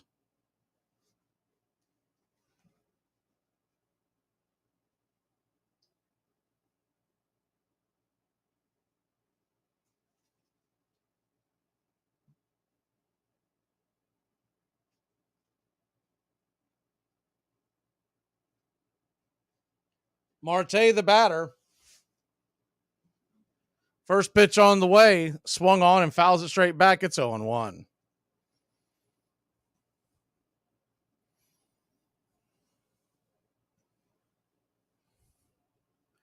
Carroll at first, 1 out. The 0-1 pitch. Lets her go. Down and in, the ball gets away. That's going to skip to the backstop. Carroll easily makes it to second. He takes a wide turn at second. I'm on it pretty quickly. He'll stay right there. So a wild pitch by Scherzer. A 1-1 count. Second time through the order for Max Scherzer. Comes set. Marte digs in. Pitch on the way, swung on. Lazy pop fly. And that'll be an easy out, and that'll end the inning. So Corbin Carroll gets on, but Marte gives the at-bat away. We'll be back in a flash. What can I say? I guess you're on to me. You said you'd take a bullet for me. You'd never take a bullet for me. Probably not. No one ever takes a bullet. It's just something people say that they don't mean, like, how was your day? Or, we'll stop if it hurts. Here are some baseball facts you might not have known. When the Dodgers beat the Giants in the 2021 NLDS, it was Max Scherzer who closed out the game. Because the score was 2-1, Scherzer was credited with a save. It was the very first save of Scherzer's 16-year-long professional career. In 1980, the legendary Willie Mays was actually banned from baseball. Commissioner Bowie Kuhn learned that Mays had taken a job at a casino and was concerned that he would gamble, even though he only worked there as a greeter. The ban didn't last long and was reversed 5 years later in 1985. You'll do anything to stay healthy, so isn't it time to think about your water? Aquasana water filters remove contaminants other filters don't, like lead, bacteria, viruses, and pesticides. Up to 99% of 88 contaminants, while leaving vital minerals you need like potassium, calcium, and magnesium. Visit waterfilter.com now. That's waterfilter.com for pure, delicious water and the ultimate peace of mind. Aquasana. Better water, better you. In 1912, Boston fans had both a championship and a bright new ballpark to boast about. It was there they had beaten the New York Giants, and fans were convinced it had brought them good luck. Built in a marshy area called the Fens, the park's most prominent features included a badly sloping left field that was called Duffy's Cliff, because Red Sox left fielder Duffy Lewis had learned to play it so well. The left field wall was just 320 feet from home plate and was very friendly to right-handed hitters and very damaging to the windows of store owners across the street.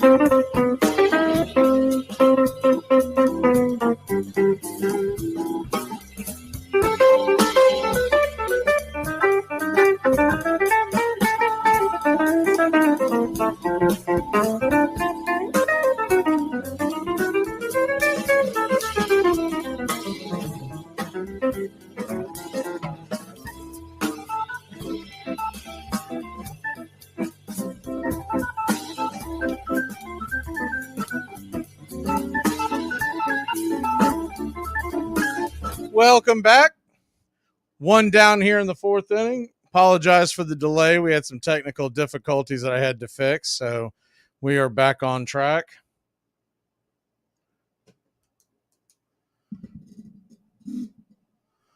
One down, top of the fourth inning. 3-0 your score. First pitch on the way to Mitch Garver is down and away for a ball. It's 1-0.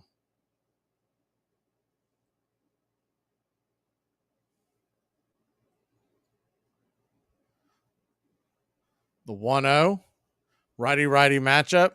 Fastball right there across the pipe. It's 1-1.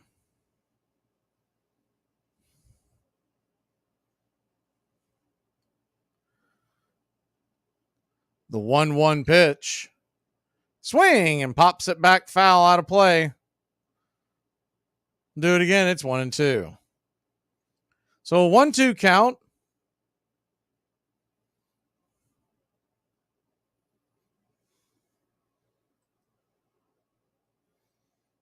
Kicks and fires. Swing and a miss. Strike 3. 2 down here in the top of the fourth inning. Brandon Fott will go back to work to face Jonah Heim.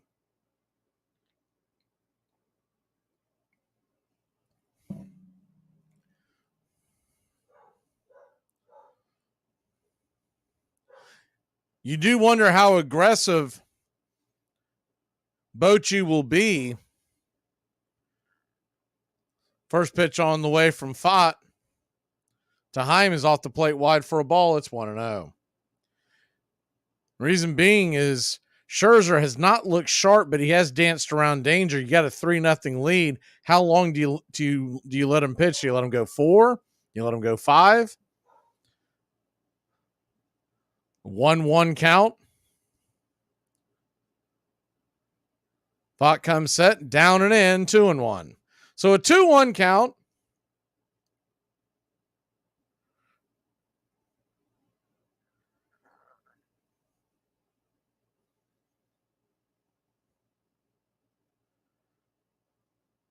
Heim digs in, Fott delivers. Swing, and that ball's lifted high into left field. Should be easy playable. Making the catch is Gurriel, and that'll end the inning. 3 up, 3 down. Good bounce back inning for Fott. He needs some runs. He trails 3-0. Hey, Dad. Yeah, bud? When you were a kid, what did you want to be when you grew up? Well, I wanted to be a rock star. Why didn't you become one? 'Cause of you, bud. I smiled at one girl in a cell phone store, and now here I am stuck eating cereal for dinner with a kid. You'll always be a rock star to me, Dad. You ruined my life. Hold it again, please. Hold again.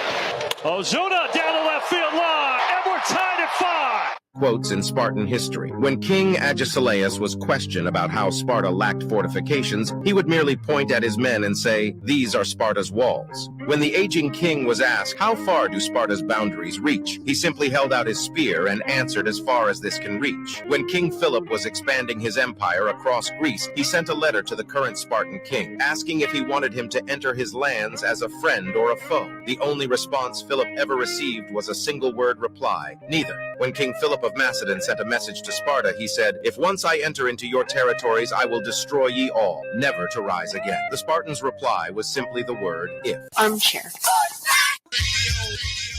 Satchel Paige had a good arm, a strong arm with no muscles. He had just like a slingshot. I grabbed his arm one day. I said, "Hey, Satchel," I said, "you ain't got muscle." He said, "No, but I can sling that ball up there." He knew how to pitch. See, that's one thing. And then, when he got ready to warm up, he wouldn't look for no plate or glove. He'd try to find him a piece of chewing gum or match them. He said, "This is what I'm aiming at." See, and he would throw it. And then another thing about Satchel, when he was on the road, he liked to drive fast. So I was driving, and so we was going from Little Rock to New Orleans. He says, he called me home. He said, "Hey, homie." He said, "Pull over." I said, "What for, Satch?" He said, "There's a man behind us in a wheelbarrow." He said, "We want to let him by." I was doing about 80, and so, hey, at that rate, hey, I wasn't going fast enough for him.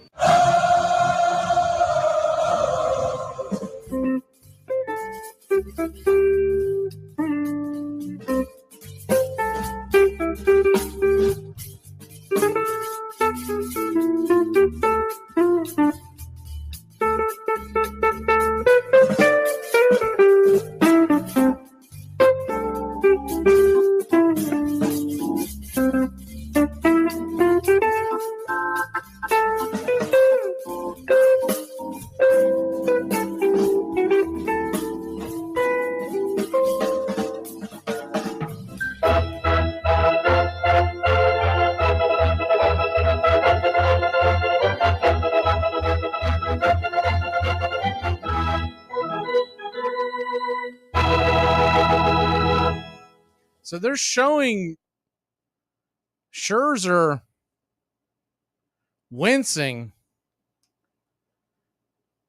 and I believe they're yanking him. Yeah, that's exactly what's going on. So it wasn't because he gave up runs, but I called it right. I said Scherzer wouldn't get out of the fifth inning or get to the fifth inning. And John Gray's going to come in, and he will try to take over here. Gray's been much better than Scherzer. Honestly, it's just a better deal for the Rangers. Postseason, he's gone 2 2/3, 3 hits, allowed 1 earned run. Though he wasn't quite dominant in the regular season, he just has a more lively arm at this point. They showed the team president, Chris Young, motioning towards someone that basically was saying, "Get him out of there." So that's what's going on there. They're going to give Gray time to warm up. We're going to step away for a second. When we come back, John Gray is taking over. It's 3-0. We're in the bottom of the fourth. I got a short memory, just like when I was in the 3rd grade. 2 of the best years of my life. Hey, Braves Country. Braves Country HD is bringing you Braves Country Baseball. Hi, I'm Mac Magee, and we'll be bringing you play-by-play, pitch-by-pitch of your Atlanta Braves. It's free to listen. Please like and subscribe. YouTube.com/@Braves Country. Braves Country Baseball for the fans, by the fans. Probably gotta have a conversation with the front office. I mean, you're trading our closer away. Every time the Mets show a spark of life, we get Max Scherzer come in, and this guy does not really be here. It's clear he is a mental case. Anything goes wrong. Anything goes wrong. It's a million excuses. Pitch clock, pitch count. Shove the pitch count up your Max. His belly up was stupid. Good God. And you know they're going to tomorrow. Welcome back. I did not know that clip was going to be about Max Scherzer. It's kind of ironic. First pitch on the way from John Gray is up top for a strike. It's 0-1. That's the Mets fan complaining about Scherzer back when he was a Met. If you're just joining us, Scherzer is done. They pulled him out. He was wincing. Not sure what the issue is. The 0-1 pitch from John Gray, who has taken over, misses outside for a ball. It's 1-1. Righty-righty matchup. The 1-1 pitch. Gray comes set. Swing and a miss. 97 miles an hour. Blew it right by him. It's 1-2. So a 1-2 count. Arizona will now have to readjust. They went in with the game plan to pitch against, to hit against Scherzer. John Gray's repertoire, much different. The 1-2 pitch. Gray comes set, lets her go in the dirt, 2-2. Gray throws much harder than Scherzer. He tends to be erratic with his control, but he doesn't have that soft curveball that most people have been pounding on Max Scherzer. In fact, 2 of them have been scalded tonight. So a 2-2 to Moreno.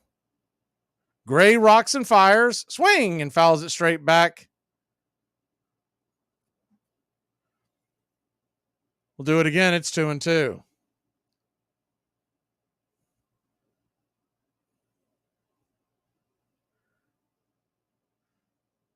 The 2-2 pitch, swing and a miss, strike 3.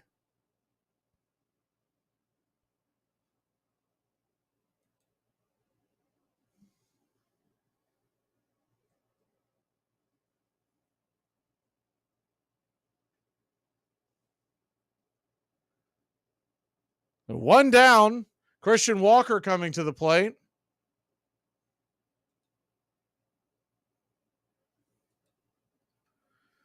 Walker got gunned down after a bad job by the third base coach, sending him after he got a double to get on.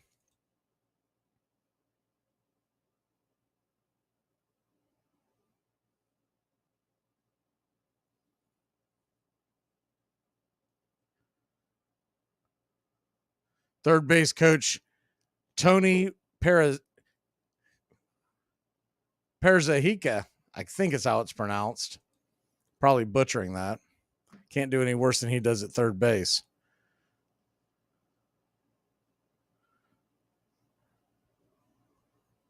The 0-1 pitch from Gray to Walker. Digs in, kicks and fires, swung on, banged over towards third. Easy play, 5-3 put out, and there's quickly 2 away.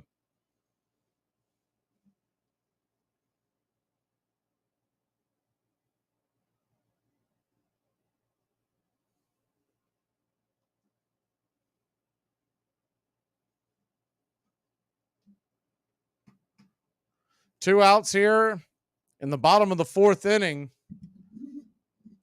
Tommy Pham comes to the plate. He's 1 for 1. The first pitch to Pham swung on, fouled back out of play. It's 0-1. 98-mile-an-hour fastball. Coming in there with the fastball about, we'll say, 4 miles an hour faster than what Scherzer was throwing. He was coming in around 94. So much harder thrower is John Gray.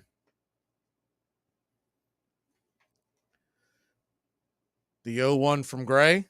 Kicks and fires. Swing! And that ball's lifted into center field. Easy out.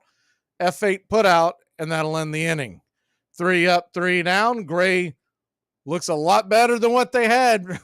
Maybe it was an injury. Maybe it was get him out of there. Either way, 3 up, 3 down. We'll be back in a flash.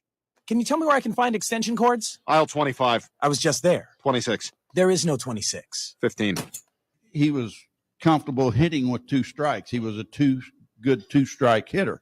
A lot of hitters aren't comfortable with 2 strikes, you know. Then they go into emergency mode. They don't want to strike out. That used to be the old mindset. Nowadays, as Pete said, they go up there hacking. That's a pitcher's dream. Is a guy that Atlanta Braves had 4 guys on their team last year struck over 150 times. Now we all know Mike Trout may be the best player in baseball, correct? Everybody agree with that? He struck out 184 times last year. That's once every 3 at-bats. He was MVP in the American League. You know, I don't want to say no one threw hard, but he could throw a damn ball through a car wash and not get it wet. I'm Amy Lawrence, and I'm up late, always, after hours, hanging out with you on CBS Sports Radio.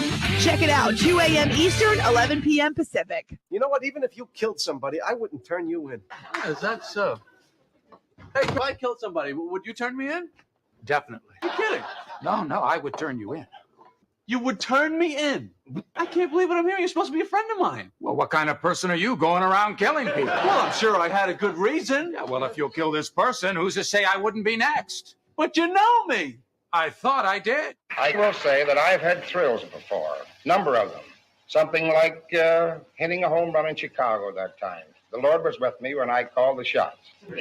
I can't go on forever. Somebody's got to take my shoes and take my place. But you can bet your sweet life that I won't play until I drop, but I'll play until I damn near drop. Thank you. You're listening to Brave.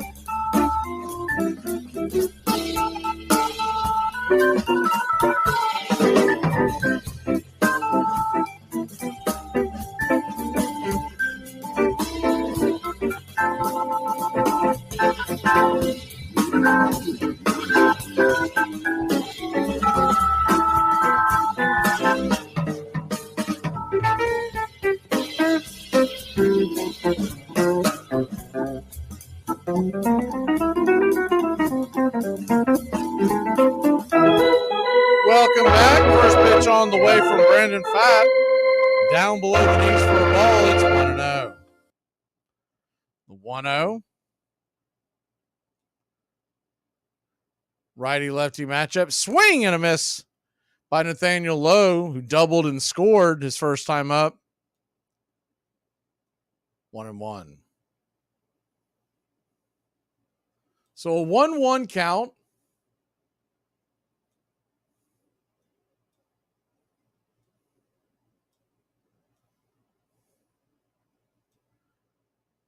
Fat looks in, comes set, the pitch on the way. Fastball high and in, 2-1.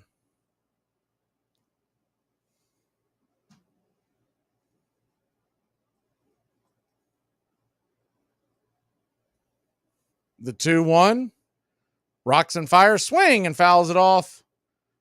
Evens up the count at 2-2.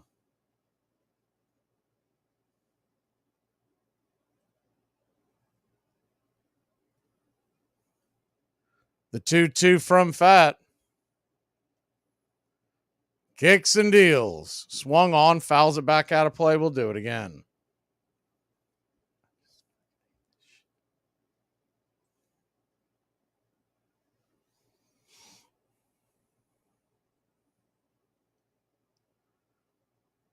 You got a 2-2 count. Pitch on the way. Inside, ball 3.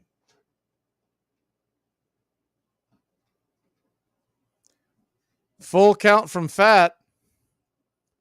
He's in danger of getting run here if he doesn't get it together soon. The payoff pitch.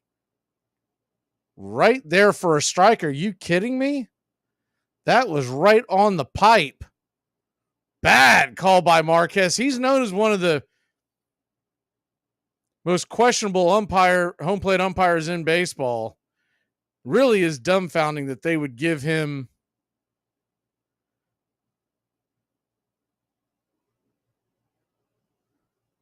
home plate in the World Series. But I mean, there's bad calls and then there's just absolutely god-awful. And that was god-awful. First pitch on the way to Josh Young is off the plate for a strike. It's 0-1. Okay. The 0-1 pitch.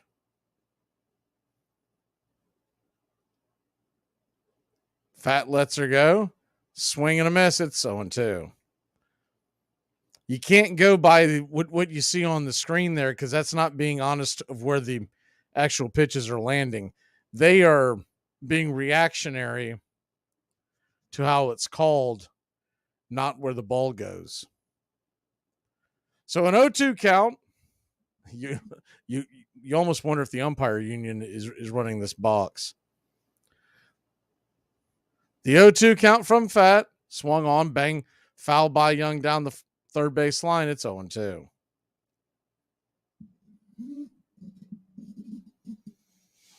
Those were two really bad back-to-back balls, and I don't know if that was a get-right pitch, whatever, but it doesn't fix it. It was a 3-2 count, and he was caught looking for strike three. Instead, you put a man on with nobody out. The 0-2 pitch, down and away, it's 1-2. So a 1-2.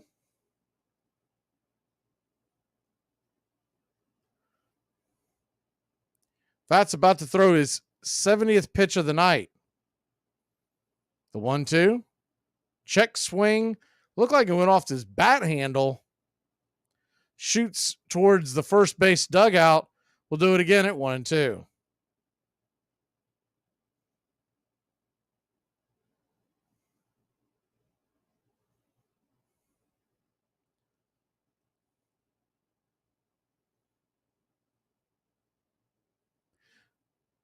Young digs in, the 1-2 pitch.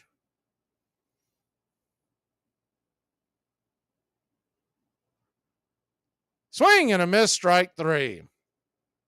So one down and one out. Top of the fifth inning. Number 9 here, hitter Letty Tavares is coming to the plate. LT is 0 for 1.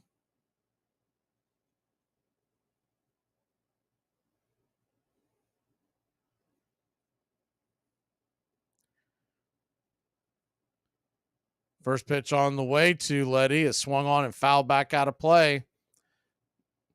Over the third base dugout, it's 0-1.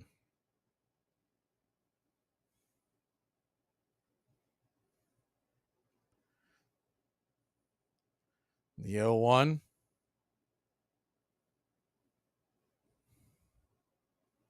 Righty-lefty matchup. Kicks and deals. Off the plate wide. 1-1.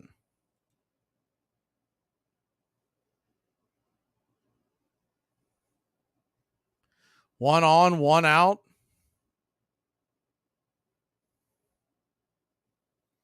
Pitch on the way, swing, and that ball's laced over to third, and it is an atom ball. Fires it over to first. Back in time is low, just in time, and there's 2 away. They're saying it's Max Scherzer's back is what caused him to leave the game.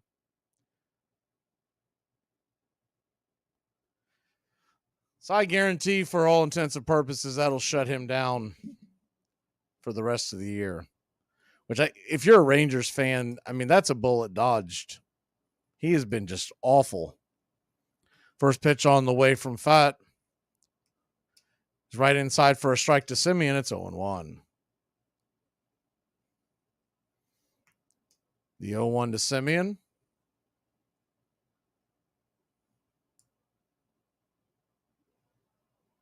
Down and away, 1-1.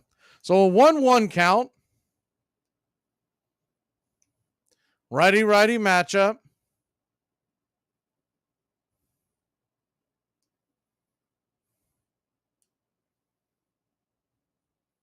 Comes set, turns and deals. Swing, and that ball's hit hard on the ground right at the third baseman. Scooping it up is Longoria. It fires it over to first, and it's a 5-3 putout. That'll end the inning. So the botched walk by home plate umpire Alfonso Marquez does not hurt Brendan Fat and the Diamondbacks. We'll be back in a flash. Middle of the order due up for the Snakes. Look, you got to get it through your head. It's not coming back to you. Why? Because you slept with someone else. Yeah, like a month ago. God! Here are some baseball facts you might not have known. Mike Mussina is a Hall of Famer that isn't discussed much, even though he was a very good pitcher. On top of being an elite player, he was also very intelligent. He graduated from Stanford with a degree in economics and was almost the valedictorian of his high school. According to some reports, Musina lowered his grades a little in order to avoid giving a commencement speech. Braves Country Today. We're talking Southern sports. We go live 3 to 5 weekdays. Braves Country Today, Southern sports talk with the voice of Braves Country baseball, Mac Magee. Joined every day from sports analysts from all over Braves Country, talking college football, the NFL, Major League Baseball, and what's trending in the world of sports. Braves Country Today. We go live 3 to 5 weekdays. When something feels different, it could be Alzheimer's. Now is the time to talk. Visit alz.org/ourstories to learn more. A message from the Alzheimer's Association and the Ad Council. There is no greater optimist in baseball than President Charles Hercules Ebbets of the Brooklyn Club. For 30 years, he's been in baseball, and all that time he has had confidence in the Brooklyn fan. Through many seasons of losses and disappointments, he has carried the Trolley Dodgers, losing money year after year when those about him lost faith in the game as a paying proposition. But the confidence of Mr. Ebbets has never been shaken. He believed years ago, as he does today, that Brooklyn is a major league city and that it would support a good team. New York Times.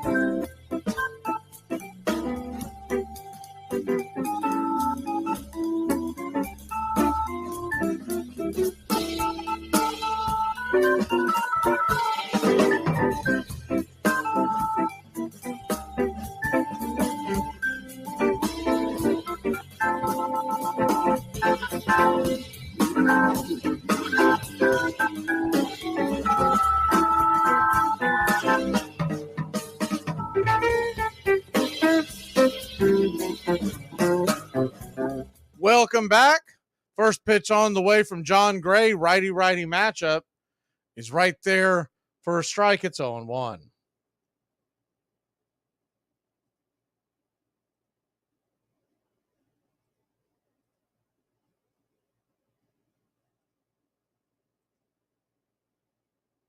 The 0-1 pitch right there at the knees for a strike.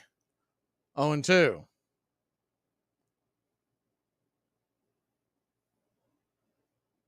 So an 0-2 count as we begin the bottom of the fifth inning. Gray comes set. The pitch on the way. Swung on and slice foul down the first base line.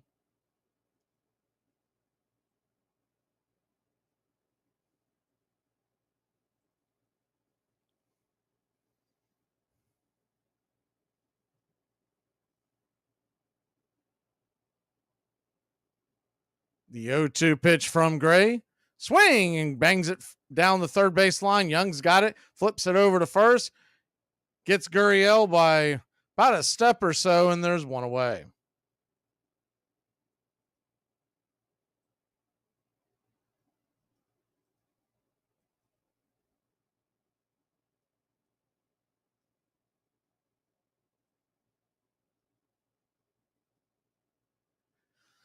So if you had Max Scherzer and the under for outs, you got it with these. Only made it through 9 outs in this inning. 14.5 was the over-under. First pitch on the way to Thomas is swung on, banged down the first base line. A chopper that Gray scoops into his glove, stamps on first, and there's 2 away.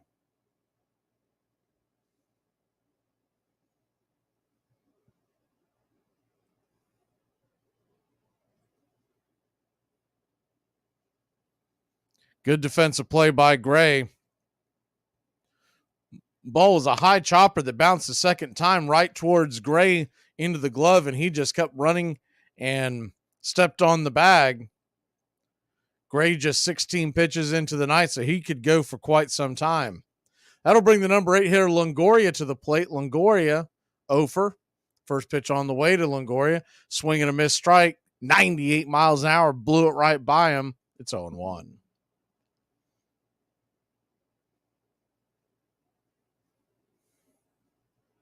The 0-1.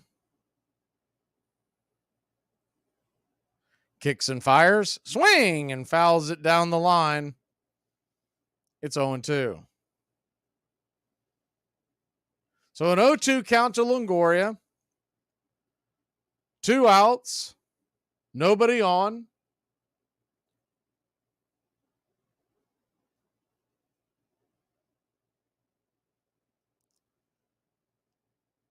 The pitch on the way.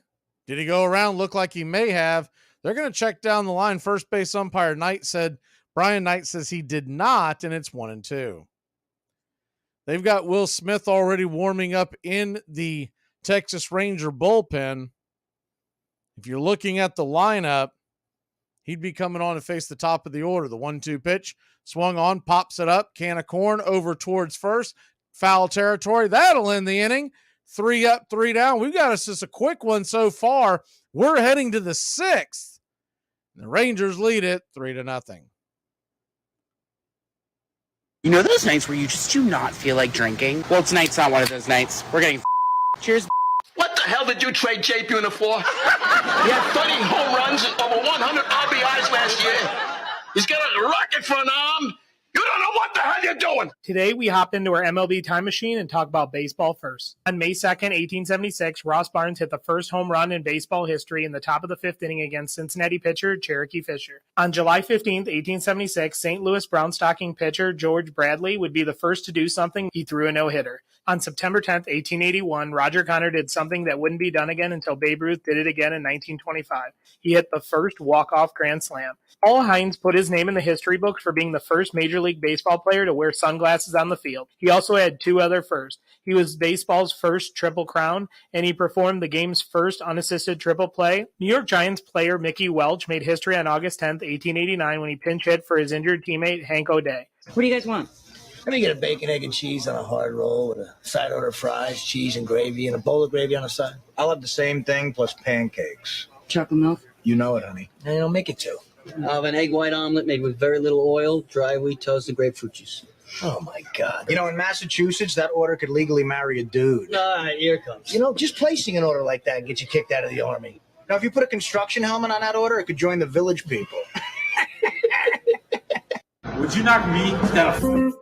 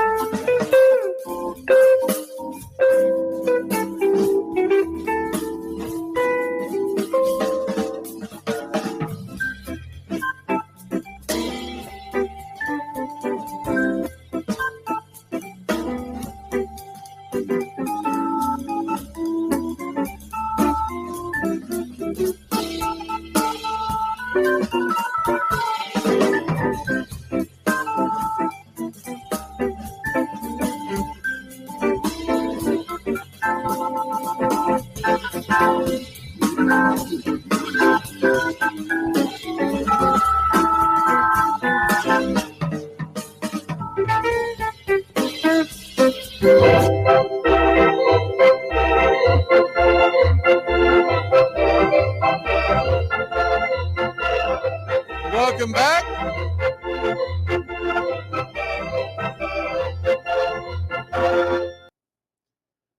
First pitch on the way from Brendan Fatt was outside for a ball. It's 1-0. Fatt back to work. Seager digging in. The 1-0 pitch. Outside wide, 2-0.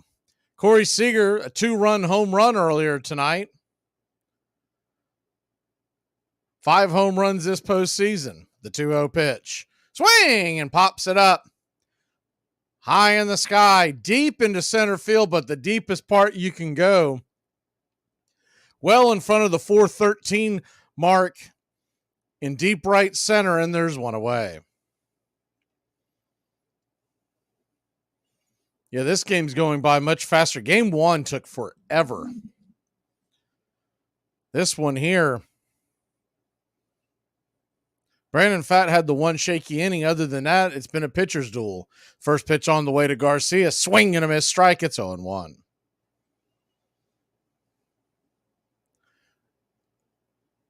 Hope y'all are okay with the new scoreboard. We were having issues with the other one, so I had to move it.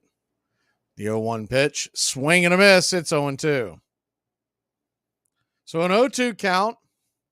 Pfaadt at just 82 pitches. For some unknown reason, Starlin Castro is warming up in the bullpen. I don't think the game's quite that far out of hand. The 0-2 pitch on the way. Down and away, 1-2. You normally put him in when you're waving the white flag. So 1-2 count. Pfaadt comes set. Rocks, kicks, fires, down and away, 2-2.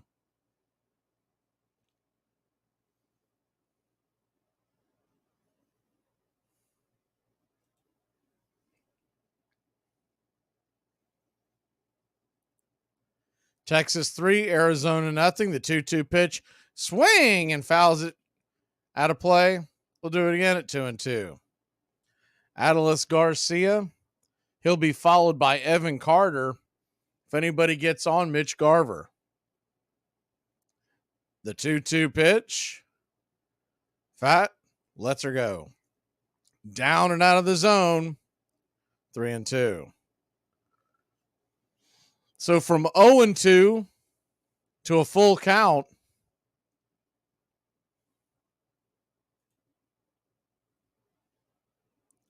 the pitch on the way, down and away, ball 4. Garcia will head on down to first. He paused for a second, wasn't sure of the count. Now he'll head down to first. Rangers lead it 3-0.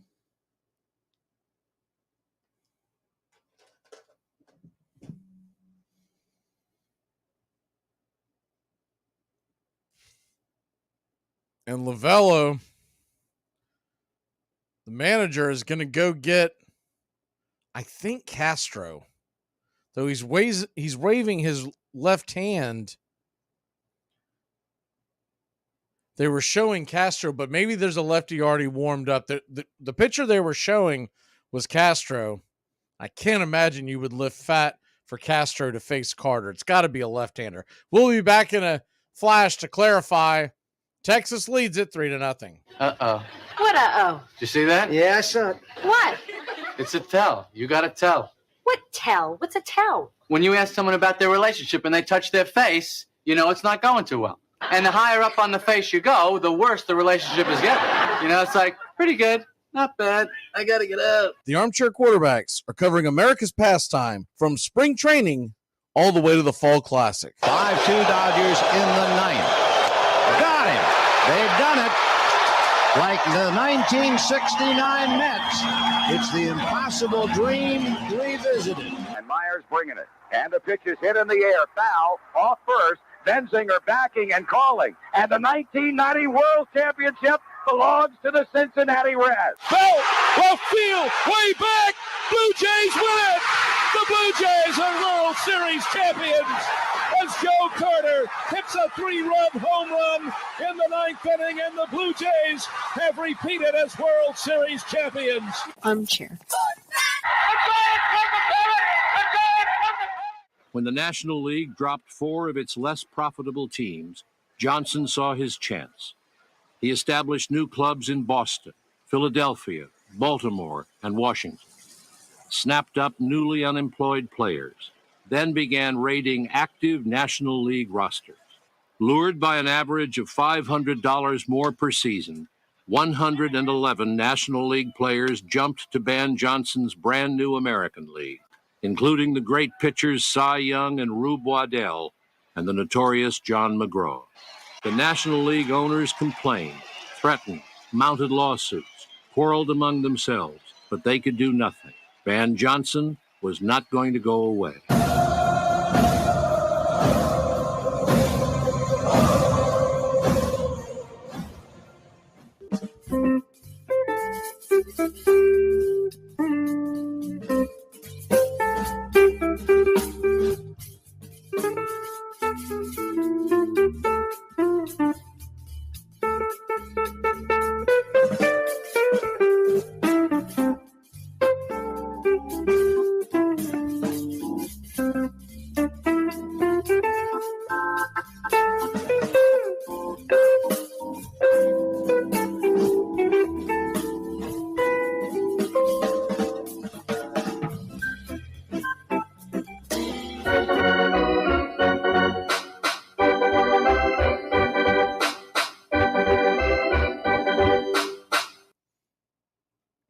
Brandon Pfaadt has been yanked, and they are going to Castro. This is really strange.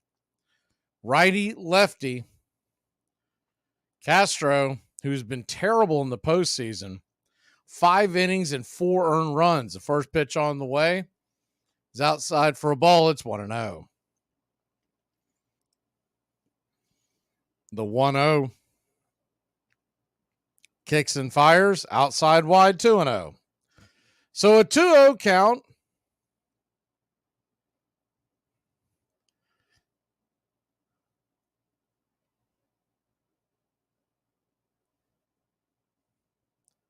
Garcia at first, the 2-0 pitch. Very generous strike called. It's 2-1. Pitch hit the outer edge, off the plate actually. They gave him a strike. It's 2-1.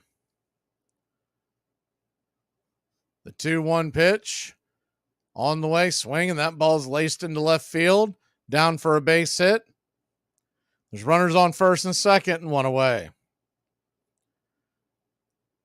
I have got to see the chart that told Lovello that Castro was the guy to go to in this situation.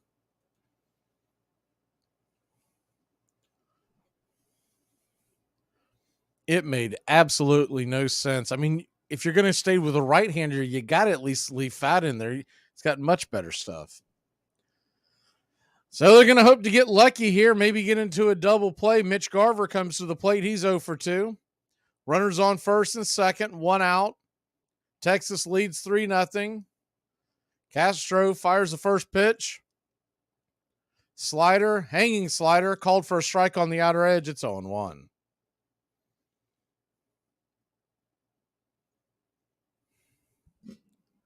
The 0-1. On the way. Down and away, 1-1. Castro was the man on the mound when the Atlanta Braves were in Arizona earlier this year, and Eddie Rosario hit that mammoth home run. It was a hanging slider that Eddie hit into the right field seats that brought the Braves back on a rally on a Sunday afternoon. The 1-1 pitch, down and away, 2-1. So a 2-1 count. Standing on deck is Heim, the left-hander. And now a left-hander is warming up in the bullpen, Nelson. But he would have to face Heim as the 2-1 pitch is right there for a strike. It's 2-2. Before you could pull Castro, unless it's an injury, he would have to get through Heim, and then Lowe would be due up.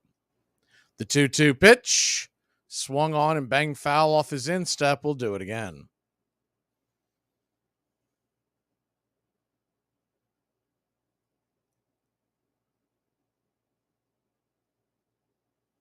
Three 0 your score. Top of the 6th inning. 1 out. The 2-2. Swung on, lifted high into center field. Drifting in, making the catch is Thomas in center field, and there's 2 away.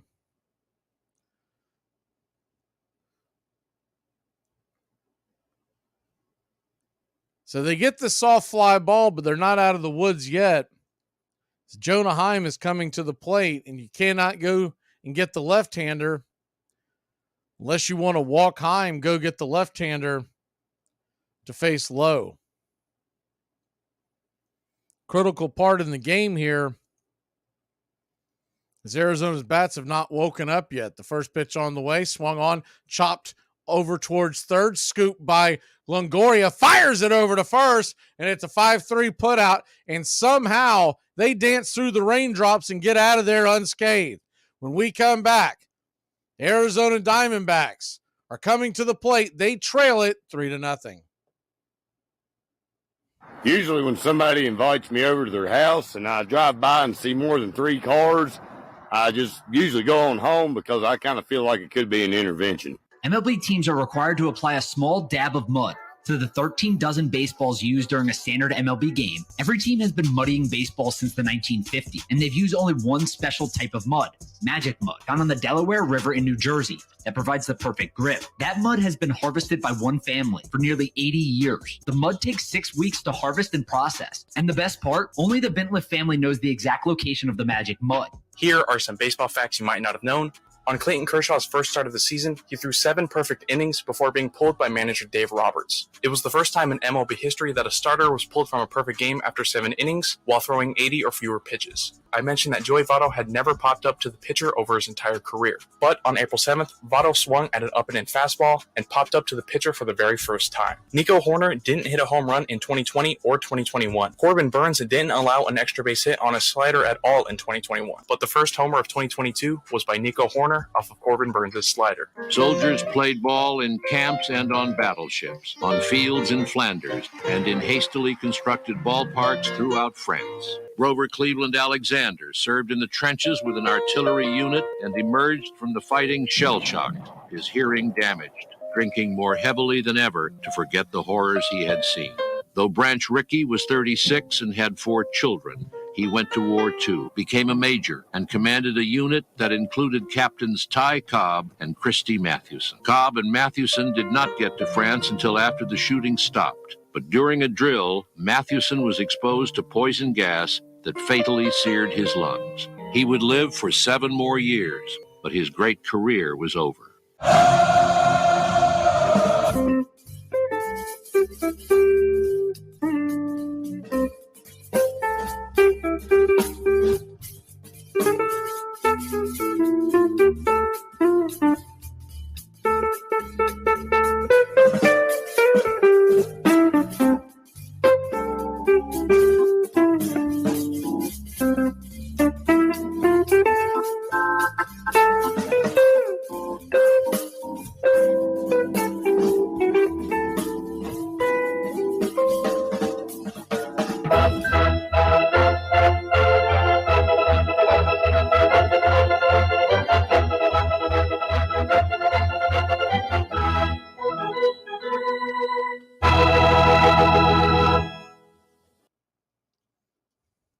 Welcome back.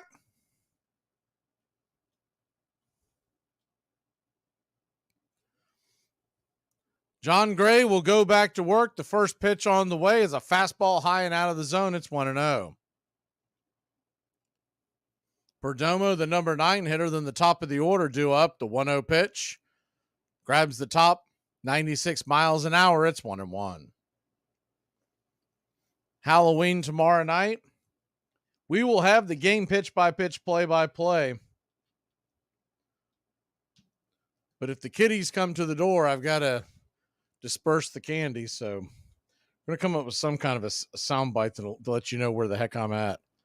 I don't expect a lot once the game gets started, but we may get a few. The 1-1 pitch is right there for a strike. It's 1-2. So Perdomo gets his timeout. He's down 1-2. Hard-throwing right-handed John Gray in for Max Scherzer once again. The 1-2 pitch, down and in, 2-2.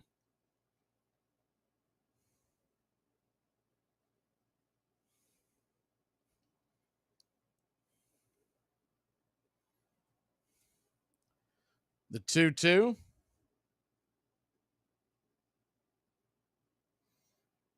Kicks and deals. Swing and a miss. Strike 3. Got him up top, and there's one away. Randy Johnson in Bird outfit. Larry Bird? I saw Randy Johnson throw out the first pitch. He didn't have I guess you could call it a costume. It wasn't really a costume. It was him in a Arizona Diamondback uniform. So that'll bring up Corbin Carroll to the plate. Righty-lefty matchup. First pitch on the way to Carroll is swung on and lifted down the left field line. It's 0-1. I'm assuming you're talking about the bird that he hit in the spring training game with the fastball. Did somebody do something with that? The 0-1 pitch swung on and fouled back out of play. 97 miles an hour on the outer edge. It's 0-2. So quickly up 0-2. Carroll stands in with Marte on deck. Texas leads 3-0. The 0-2 pitch. Swing and a miss. Strike 3. Blew it right by him. He'll go grab some pine, and there's 2 away.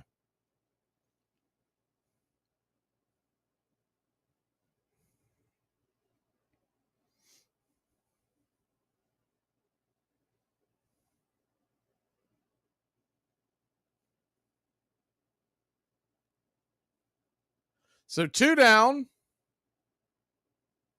That'll bring Marte to the plate, standing on the left side. He swings at the first pitch. That ball is rocketed off the glove of Simeon. It'll find its way into the outfield. Sure, that'll be rung up as a base hit. Hot shot gets into the outfield with 2 away. That ball was hit on a line. Simeon raised the glove and it just went off the webbing.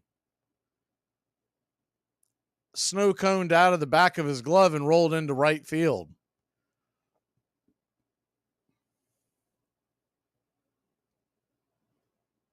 Moreno will come to the plate. He takes a swing at the first pitch, lifts it into right field. That'll be an easy out.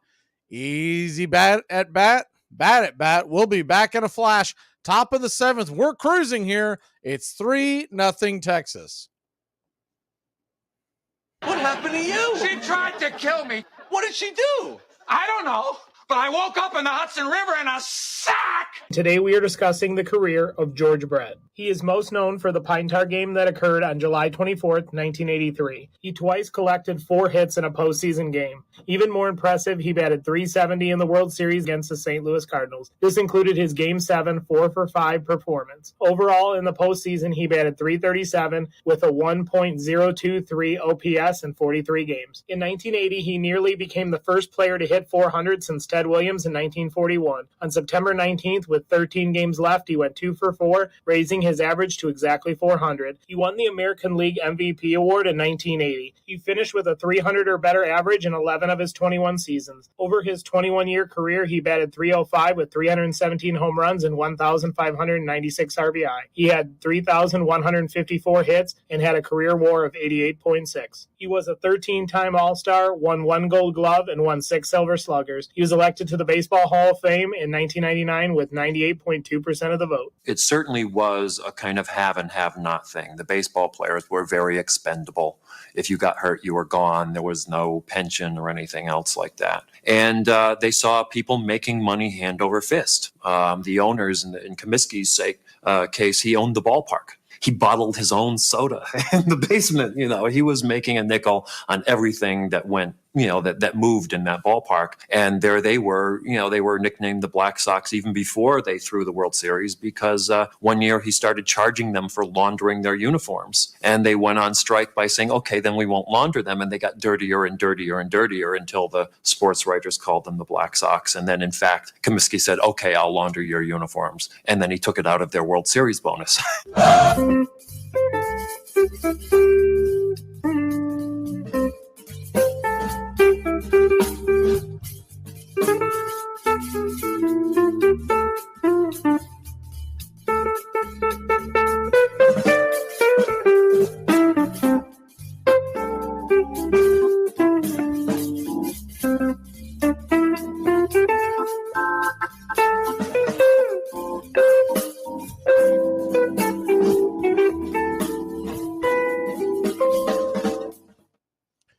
welcome back. It's about that time to turn back time. We'll squeeze these in as we go along here.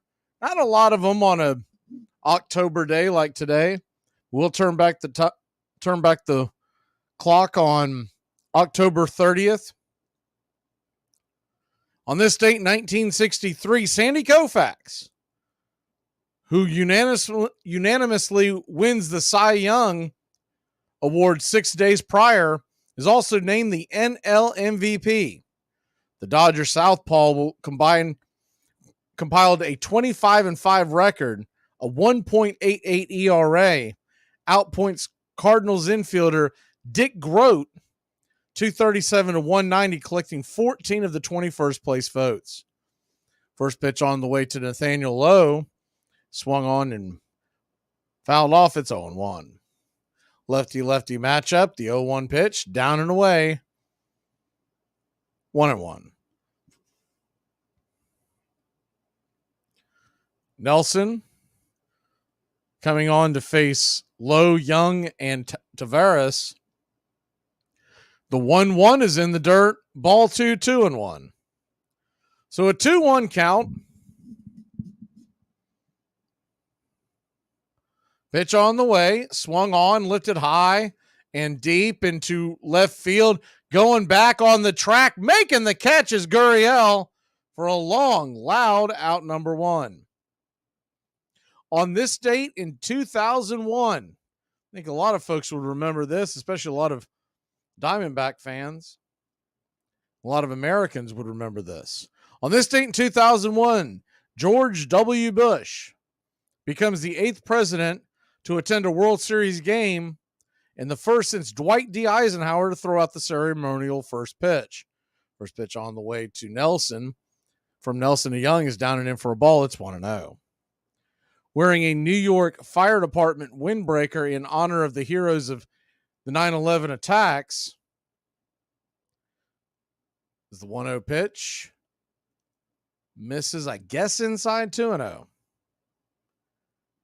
The commander-in-chief walks to the mound by himself, gives a thumbs up to the crowd, and throws a perfect strike to Yankees backup catcher, bringing the house down for the Yankee faithful. 2-0 pitch, swung on, banged on the ground over to third. Making the play is Longoria.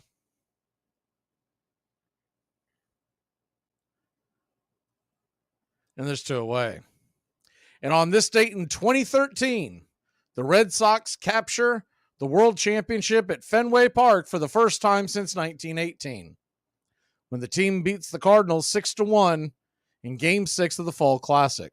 First pitch on the way to Tavares is right there at the knees for a strike. It's 0-1. After an 86-year drought between World Series titles, Boston has now won 3 crowns in the last 10 seasons. That's your turn back time for October 30th in Major League Baseball. The 0-1 down and in for a ball. It's 1-1. The 1-1 pitch kicks and fires, misses well out of the zone high. Ball 2, 2-1. So a 2-1 count. Cutter right there on the edge, looking all the way, 2-2. Nelson trying to get 3 outs here and put the Diamondbacks back out there at the plate. The 2-2 pitch, swung on, grounded over to third again. Once again, Longoria's got it, fires it over to first, and it's a 5-3 putout. 3 up, 3 down. We will head to the bottom of the 7th inning. Get up and stretch, y'all. Here in game number 3.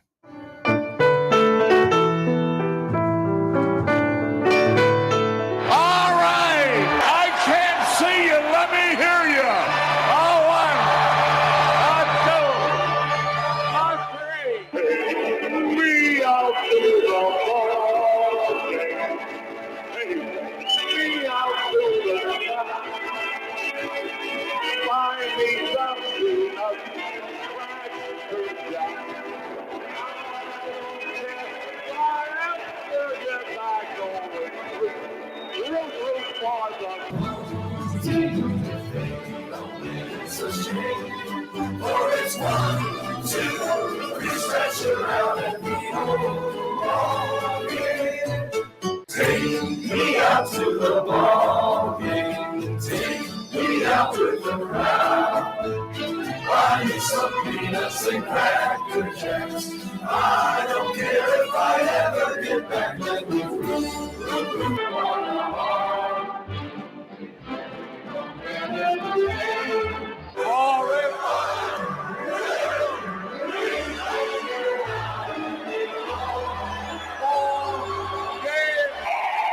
You sound better tonight!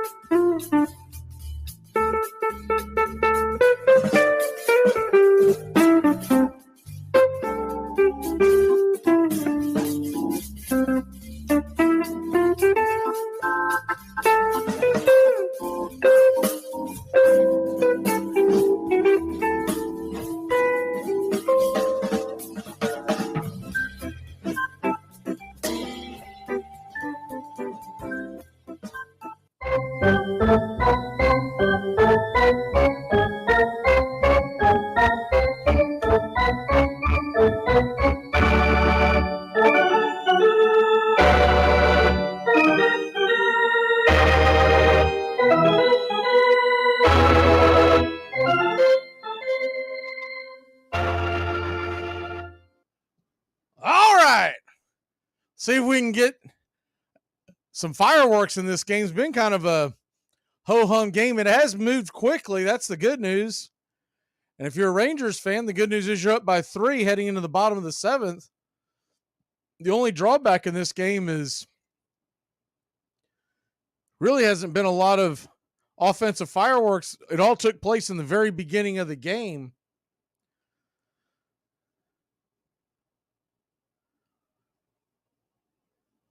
The Diamondbacks in the second inning had a heck of a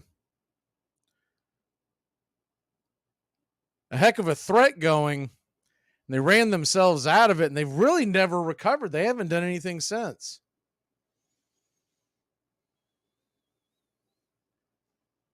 Ken Rosenthal is interviewing John Gray, and I would hope that means that he's out of the game. Surely to God, they're not interviewing the pitchers in between innings when they're about to go back out there. But I wouldn't put anything past this Fox coverage. It has been awful.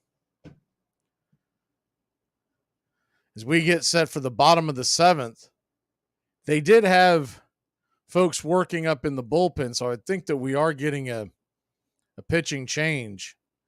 Christian Walker's due up.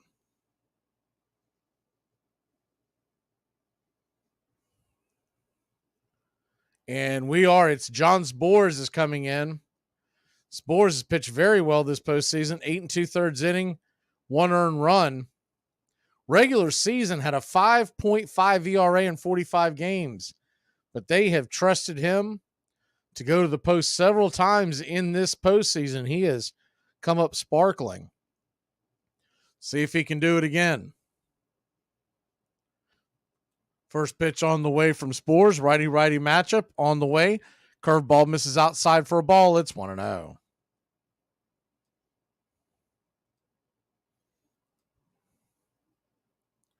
The 1-0. Swung on, and that ball is smacked over towards second. Easy 4-3 put out, and there's quickly 1 away.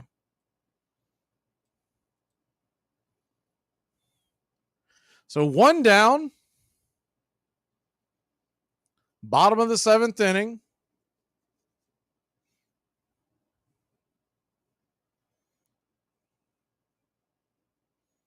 Tommy Pham comes to the plate. Pham 1 for 2. First pitch to Pham is a curveball down and in. 1-0. The 1-0. Swung on. That ball is lifted high and deep into center field. That ball's going to get down where the green grass grows. Here comes Pham turning first, heading towards second, and it's a 1-out double. Maybe some life here in the Snakes here in the bottom of the 7th. Good piece of hitting by Pham. Took the pitch and smoked it into right center. Man, is he really going to help himself? He'll be a free agent at the end of the season. Not known as a good clubhouse guy, but he has definitely helped his cause heading towards free agency. First pitch on the way to Gurriel is up top for a strike. It's 0-1.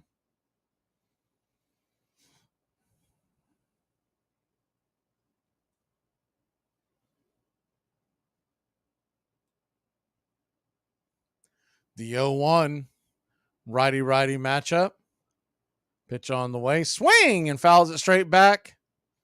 It's 0-2. So an 0-2 count to Gurriel. Runner at second. 1 out.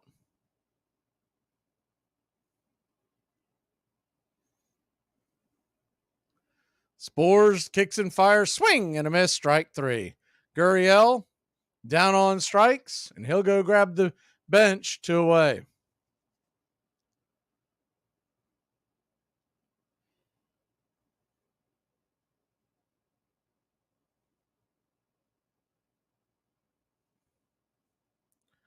So 2 down.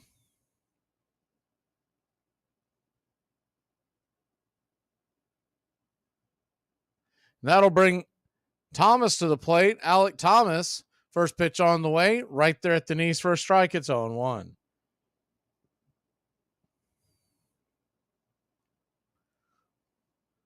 The 0-1 to Thomas.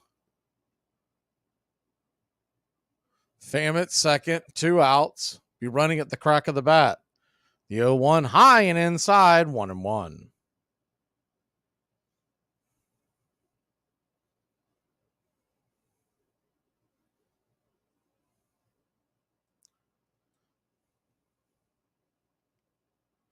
The 1-1. Swing and pops it back, foul out of play. It's 1-2. Thomas and the Diamondbacks down to their last strike here in the 7th. Runner at second, trying to crack themselves onto the board. Trailing 3-0. 2 outs.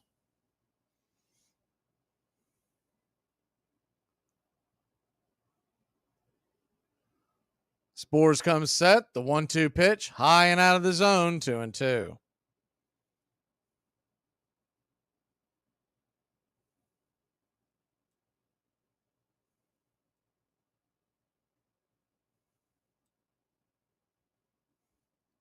So a 2-2, 2 outs, runner at second, Deuces wild here in the 7th. Pitch on the way, swung on, pops it up, high in the sky, drifting over towards the first base dugout, just out of play.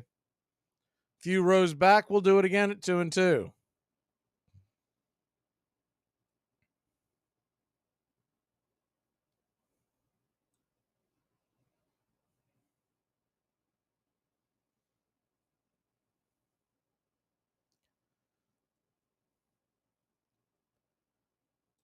Looks like the trainer is out there to talk to Spores.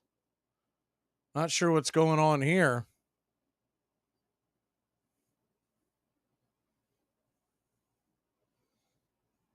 He looks like he's very dismissive towards the trainer. The trainer wants to make sure that he's okay. So we'll get a couple of warm-up pitches from Spores. You got a 2-2 count and 2 outs.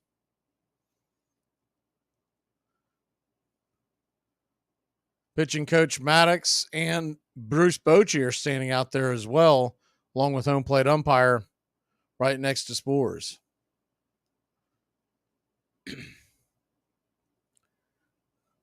Raldis Chapman warming up in the bullpen.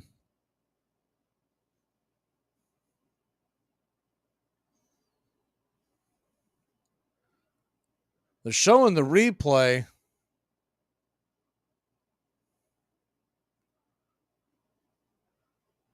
And I see why he came out. Now, Spore's kind of bent over, almost like a basketball player would at the free throw line in a game where he was gassed. Kind of bent over and grabbed his knees, almost like he might be stretching his back. Technically, he would not have to come out for an injury here because he has faced 3 batters already. So they could pull him and not have to put him on the IL. The 2-2 pitch on the way. Swing and chop foul off the plate. We'll do it again. So a 2-2 count. Runner at second. 2 outs.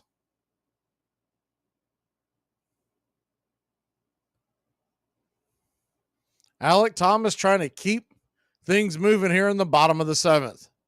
Texas leads it 3-0. The 2-2 swung on, chops that foul again. We'll do it again. It's 2-2. Standing on deck is Longoria.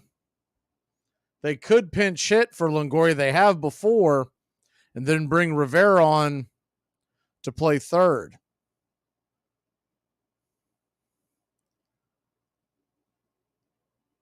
Time is called. Alec Thomas using his 1 timeout.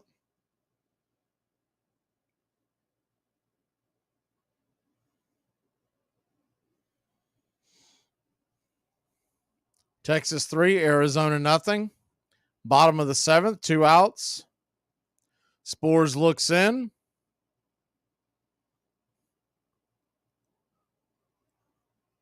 The 2-2. Inside, ball 3. So a full count now.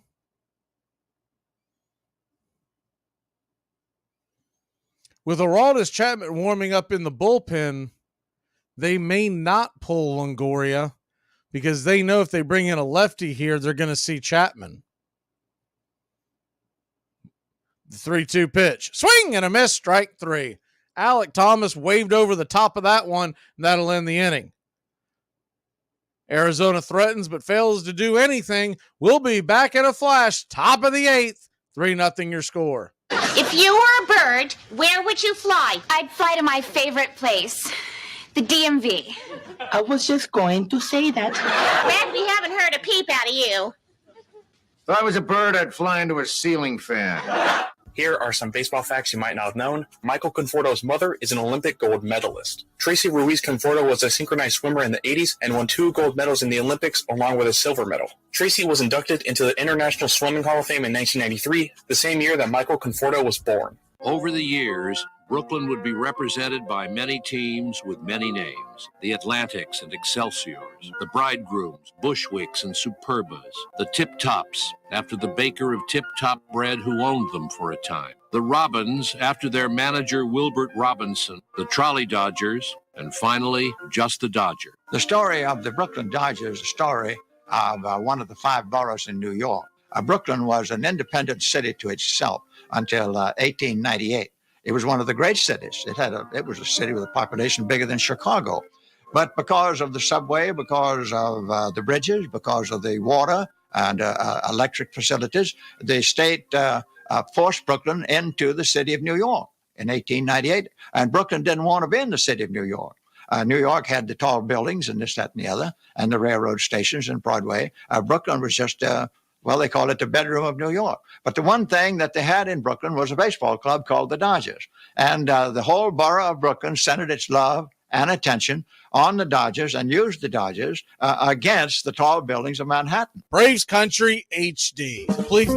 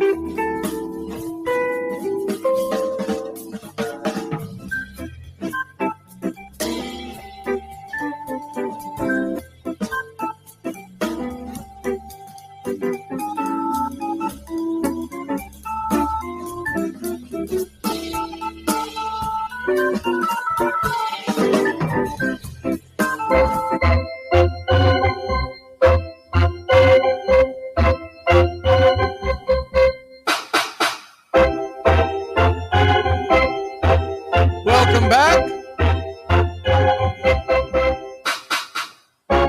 Frias is the pitcher. The right-hander fires the first pitch high and out of the zone. It's 1-0. Luis Frias, 1 earned run and 4 1/3. Had a rocky outing the other night, but held on.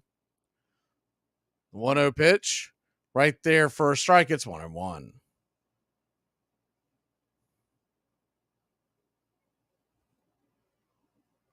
The 1-1, 97 miles an hour, high and out of the zone. It's 2-1. So a 2-1 count.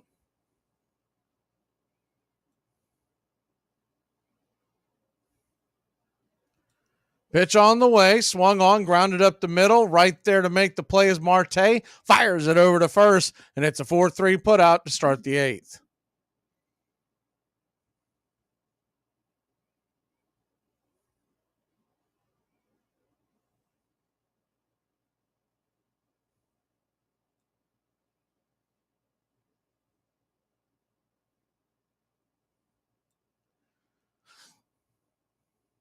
One down, and the first pitch on the way to Corey Seager is down and in for a ball. It's 1-0. Tried to get him to chase the cutter inside. The 1-0 pitch, 97 on the outer edge. It's 1-1. Frias working much quicker than he was the other night. Hard throwing right-hander comes set on the 1-1 pitch. Lifts the teal glove, fires it away. 97, swing and a miss up top. It's 1-2. So a 1-2 count.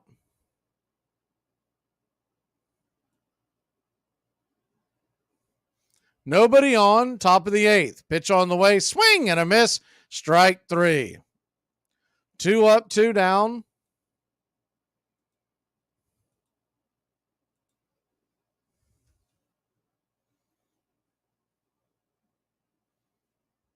And that'll bring the number 3 batter tonight, Adolis Garcia.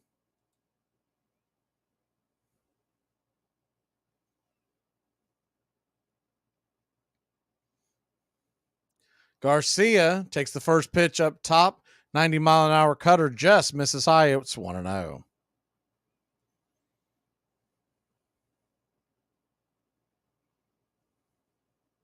The 1-0 swung on, hit high and deep into center field. Drifting back, making the catch just before the warning track. Out number 3, and Garcia is wincing in pain. I think he pulled something in his back. I saw him grab his back when he went to swing, but I wasn't 100% sure because the camera drifted away. We'll check on Adolis Garcia when we come back. That could be a big blow to the Texas Rangers. Gas prices are so high that I just saw Dolly Parton carpooling with Jolene. Here are some baseball facts you might not have known. At Fenway Park, which is the home of the Boston Red Sox, there is a lone red seat in the right field bleachers. The seat signifies the longest home run ever hit in the ballpark. The home run was hit by Ted Williams in 1946 and was officially measured at 502 feet. Enjoy sun-drenched days, epic stays, and plenty of room to roam in Greater Fort Lauderdale. Our hotels, attractions, and restaurants have taken the Visit Lauderdale's Safe and Clean pledge so you can relax and explore with confidence. When you're ready for that well-deserved staycation, our 23 miles of golden beaches await. Find wide-open spaces to hike, bike, kayak, and paddleboard. Visit your favorite attractions, then dine out in style in dining rooms or al fresco on waterfront patios. Learn more at sunny.org. I've made more money than I ever expected to, but I'm putting all of it, and more too, into the new plant for the Brooklyn fans. Of course, it's one thing to have a fine ball club and win a pennant, but to my mind, there's something more important than that about a ball club. I believe the fans should be taken care of. A club should provide a suitable home for its patrons. This home should be in a location that's healthy, it should be safe, and it should be convenient. Charles Hercules Ebbets. My father used to talk about the building of Ebbets Field. He was 11 years old when they started building Ebbets Field, and he somehow remembered what the hopes were for that whole area of Brooklyn, because he lived right near there, that they would have their own stadium nearby. And he said he used to go by every day and watch another piece of it being put together. So when he first took me there, it was like showing me something that was part of his own history, not just a stadium somewhere else. Brooch, wait a minute. Do you think you get me a tape of the show? What on earth for? Well, how often do you get to hear your son on the radio? I'm on the radio every day!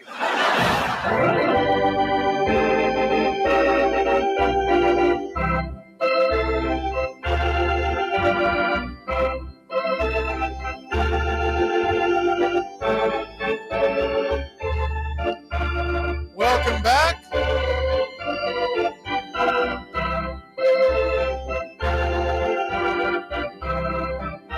Check on Atlas Garcia just joining us. He was in pain and he has left the game. We'll see if we can get an update on, but he has left the game. He was pointing towards the bottom of his of the left side of his back. Jeez, but Bochy, man, would you just retire? He goes through all of that, and now he's going to bring in Aroldis Chapman to come in and warm up. So we'll go to break again because Bruce Bochy should have retired about 6 more times. We'll be back in a flash.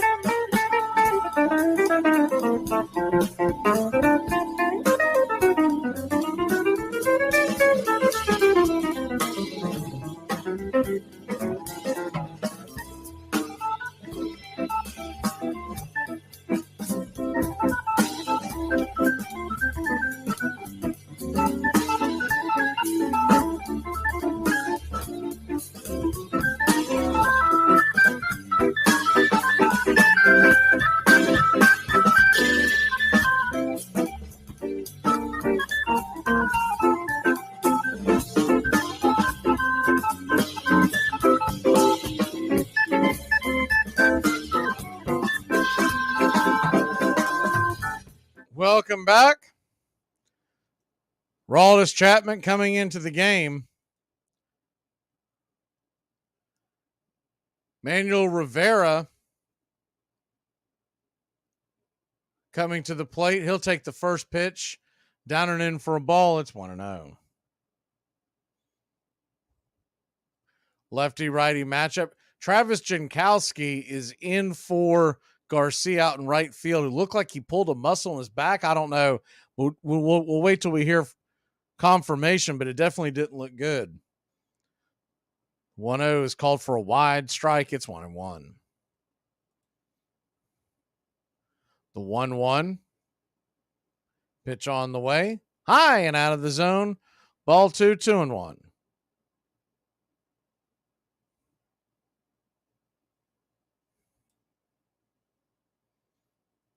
So a 2-1 count to Rivera. Texas leads 3-0.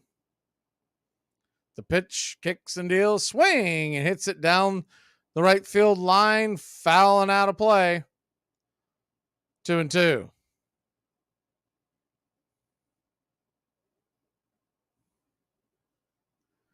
3-0 your score, bottom of the 8th inning. Game 4 tomorrow night, 8 o'clock first pitch, 8:03 technically.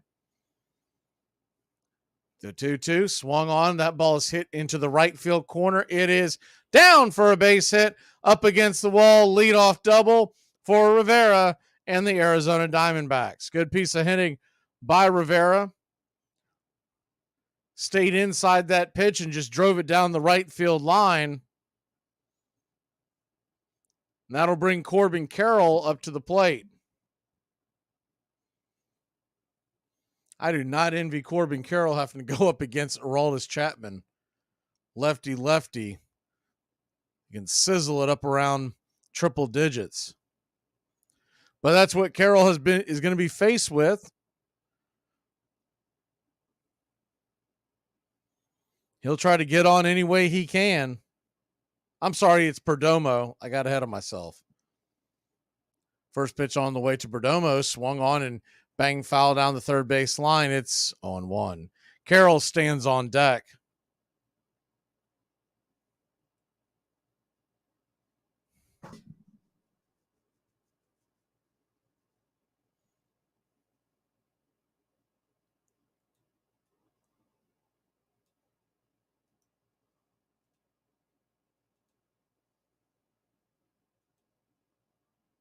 They're showing Garcia once again. It's right down there behind his oblique, essentially.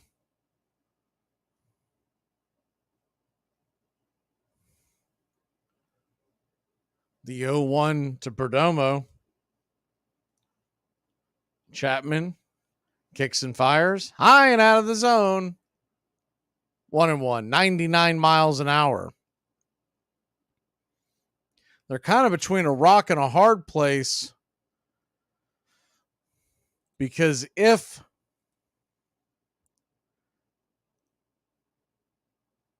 they replace Garcia as the 1-1 pitch down below the knees, 2-1. If they replace him on the roster, he can't come back. But if you don't replace him, you're going to be playing down a man. I'm sure there'll be further evaluation before tomorrow night's game to decide whether or not he's going to be able to play at all in this series. The 2-1 swung on. That ball is laced into left field. That's going to get down for a base hit. And here comes Rivera around to score, and it's 3-1. The Snakes are on the board for the first time at home since Luis Gonzalez, hit the walk-off single against the New York Yankees 22 years ago.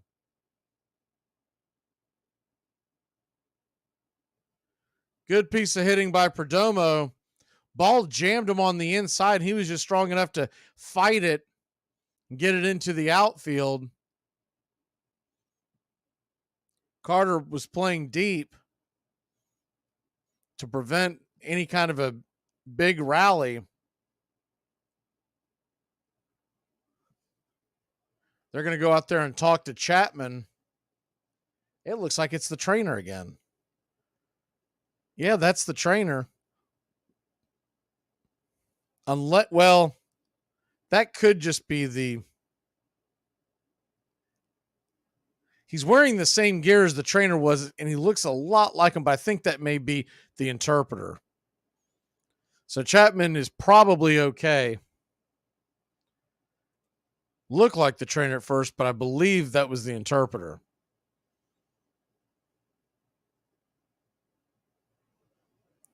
So runner on first. Nobody out. Bottom of the 8th inning. Lefty-lefty matchup.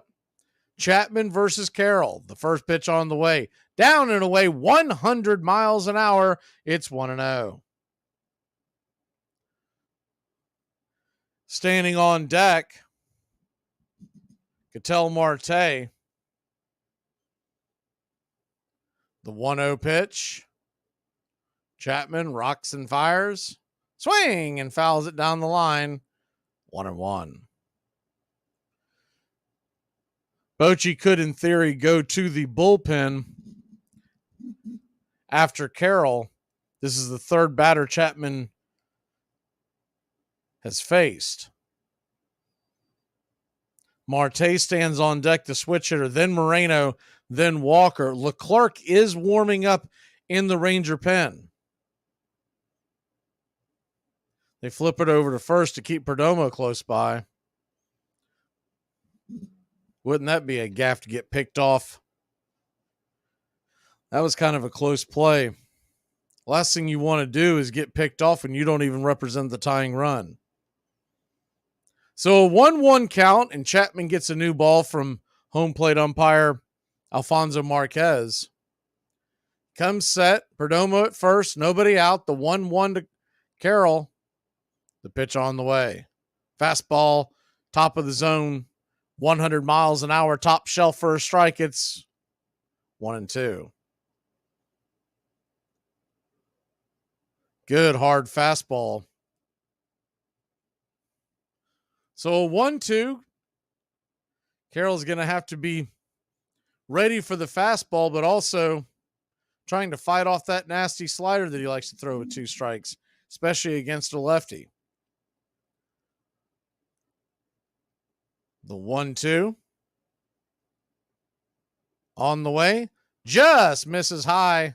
And out of the zone, 2-2.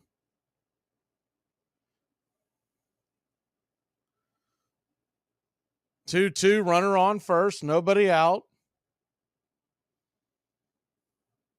Chapman, 13 pitches into the inning. The pitch on the way. Swung on, popped up, foul and out of play behind home plate. We'll do it again at 2-2.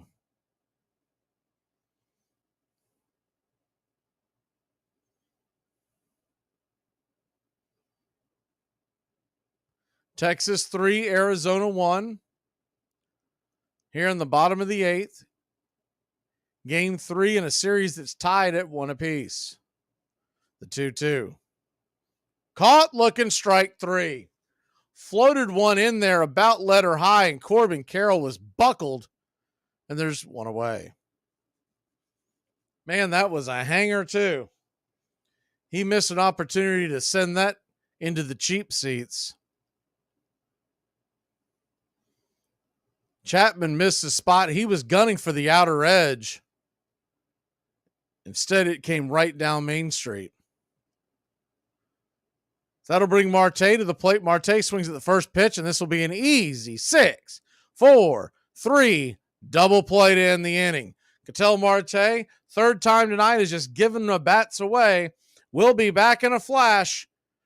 The Rangers lead it by 2 heading to the 9th. What kind of mortgage did you get? 10-year. Well, 10 over 30, so 30-year total. What? 10-year fixed, over 30, 30-year total. Oh, 30 years. Okay. Wow, you'll be paying this off in your mid-70s. All right. Hey, I've got an idea. You know that extra bedroom? If the whole girlfriend thing never happens, that's where the nurse can live. Okay. Braves country today. We're talking Southern sports. We go live 3 to 5 weekdays right here on WQEE. Braves country today. Southern sports talk with the voice of Braves country baseball, Mac Magee. Joined every day from sports analysts from all over Braves country, talking college football, the NFL, Major League Baseball, and what's trending in the world of sports. Braves country today. We go live 3 to 5 weekdays right here on WQEE. So my boss told me I could start working from home a couple of years ago. He just called me and asked if I can go to the office. I moved. They have work to do, and they should be sleeping or eating, but they would rather do without sleep or without a square meal deliberately eaten than miss a minute of a ball game, even if they go on their night turn in the mill or factory, minus the rest that should be theirs. Baseball has been a passion of immigrants because it is a way into the United States. It's a kind of citizenship perhaps more authentic than anything which can be on a piece of paper. Sometimes it was the youngster's rebellion against his father becoming less Polish, more American by taking up baseball. But it became an enormously important part of the American identity.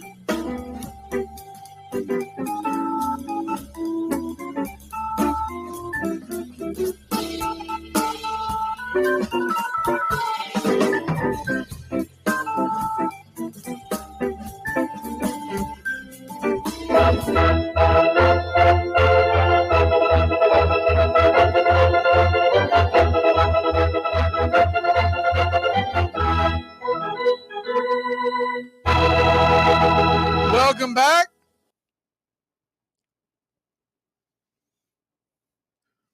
Arizona will be hoping for a little magic that the Rangers got in game number 1, trailing by 2 going into the 9th inning.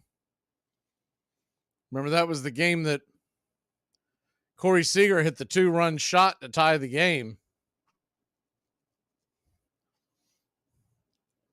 They got to get 3 outs here to keep it a 2-run game. Looking ahead to the bottom of the 9th, it'll be the 3, 4, 5 hitters, Moreno, Walker, and Pham due up.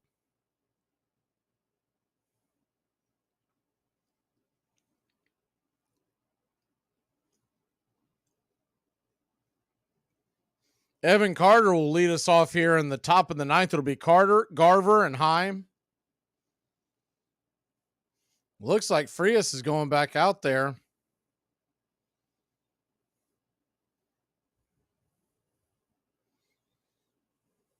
As they're trying to save their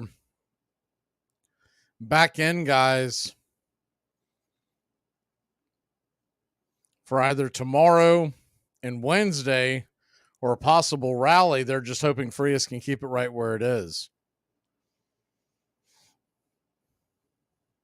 He'll have a tall task here facing the left-hander Carter, who's had a great October, Garver, and then another left-hander in Heim. Carter is 2 for 3, batting .333 this postseason. The rookie has a home run, 6 RBI. He digs in, righty-lefty matchup, pitch on the way, 96 miles an hour from Frias. It's 1-0.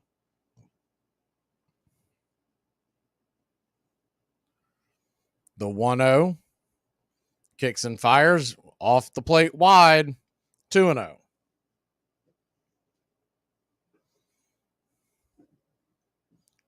So a 2-0 count. Frias has thrown 12 pitches so far. The 2-0. 95. Grabs the top of the zone, but another blown call by Marquez. 3-0.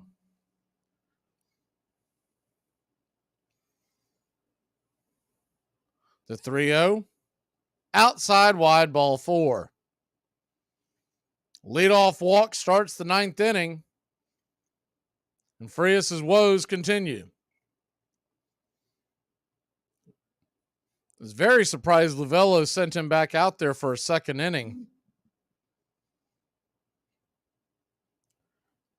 Considering how all over the place he's been a few times we've seen him this October. First pitch on the way to Garver is at the knees for a strike. 95 miles an hour. It's 0-1. The 0-1. Righty. Kicks and deals. Swing! And that ball's lifted high and deep. Back on the track. Making a leaping catch is Alec Thomas for a long out, number 1.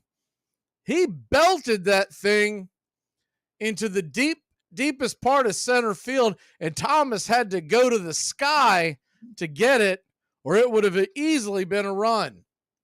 In a lot of stadiums, that ball is gone. Just under the overhang, up against the wall like Spider-Man, Alec Thomas comes down with it. Frias raises the glove in appreciation. Once again, you do have to wonder what Lovello is doing leaving Frias out there for a second inning. They threw back to second to check.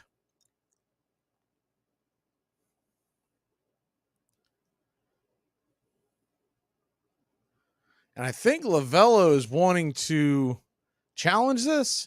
So showing Carter, he touches second. I don't know what he's challenging. He touches second, pushes off second, and runs back to first. So unless I'm missing something here,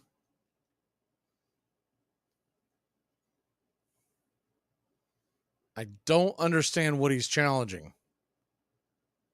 He did not cross second base and then go back over and not touch it.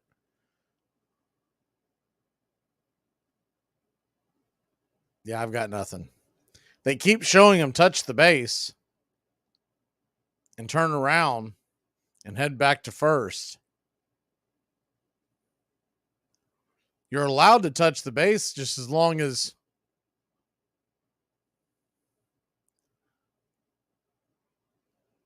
the call is confirmed. So it was just another goofy decision by Lovullo.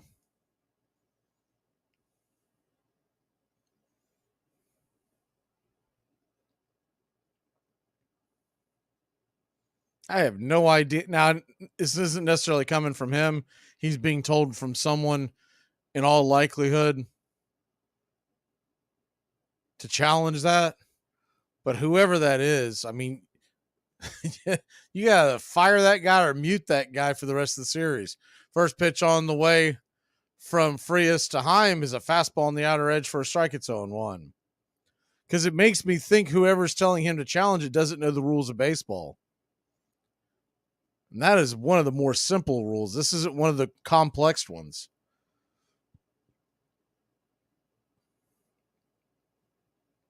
Frias flips it over to first to keep the runner close by. 1 on, 1 out.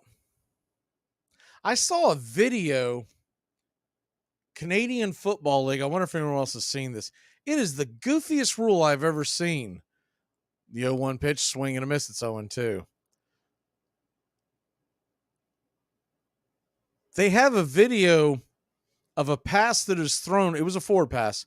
Pass that is thrown behind the line of scrimmage in a Canadian Football League game. They then kick it behind the line and recover it just over the line. Is it? Frias flips it over to first again, runner back. And then the player recovers it, and evidently it's an automatic first down. So, for instance, if it's 3rd and 20 and the defense was playing prevent, you could throw a pass behind the line of scrimmage, whether it was a screen or a lateral, doesn't matter. Then just tap your foot on the ball, make sure it goes past the line of scrimmage, fall on it, and it resets the downs. Bochy's out there to argue with Marquez. I'm not sure what about. Other than maybe he's out there just telling him how bad he's been behind the plate all night. But when I saw that video, I thought to myself, well, that is reason 752 to never, ever, ever watch Canadian football. I knew they had some goofy rules, but Marquez is out there. The only thing I can think of they could be discussing, because he's got all the umpires out there, is whether or not Frias has used too many moves.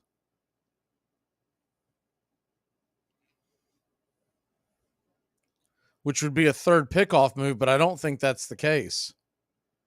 And you know, Bochy out there doing his thing. They should change the rules to make that an automatic out for making us sit around and wait for Bochy to get clarification of what the rules are. The 0-2 pitch from Frias to Heim is outside wide for a ball. It's 1-2.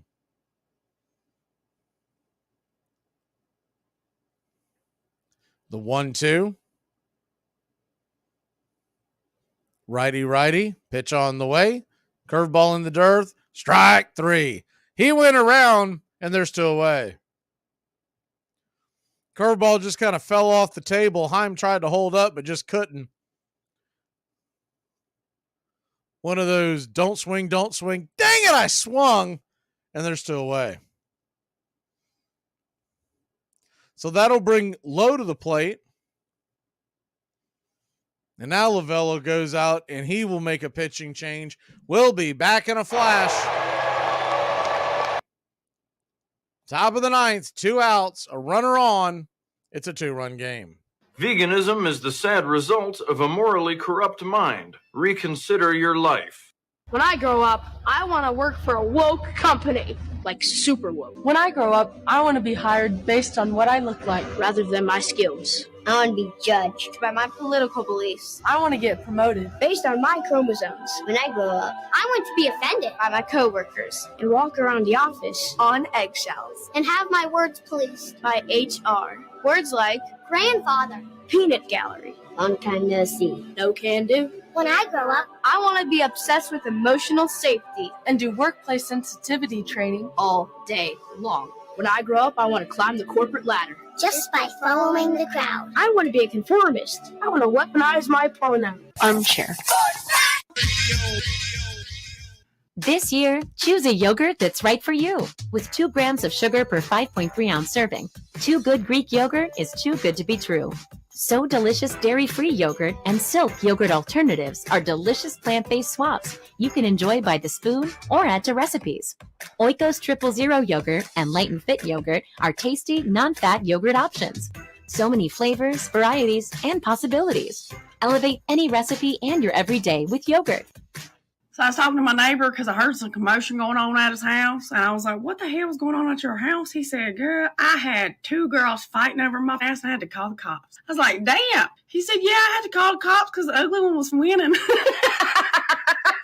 We would play ball in the afternoon and down to the auditorium. That night, we would all go down to here to Gellington. That's Father. Huh? The best in the world. We knew him. You know what I mean? Buddy. We ate together. This was actually an exciting era. Yeah.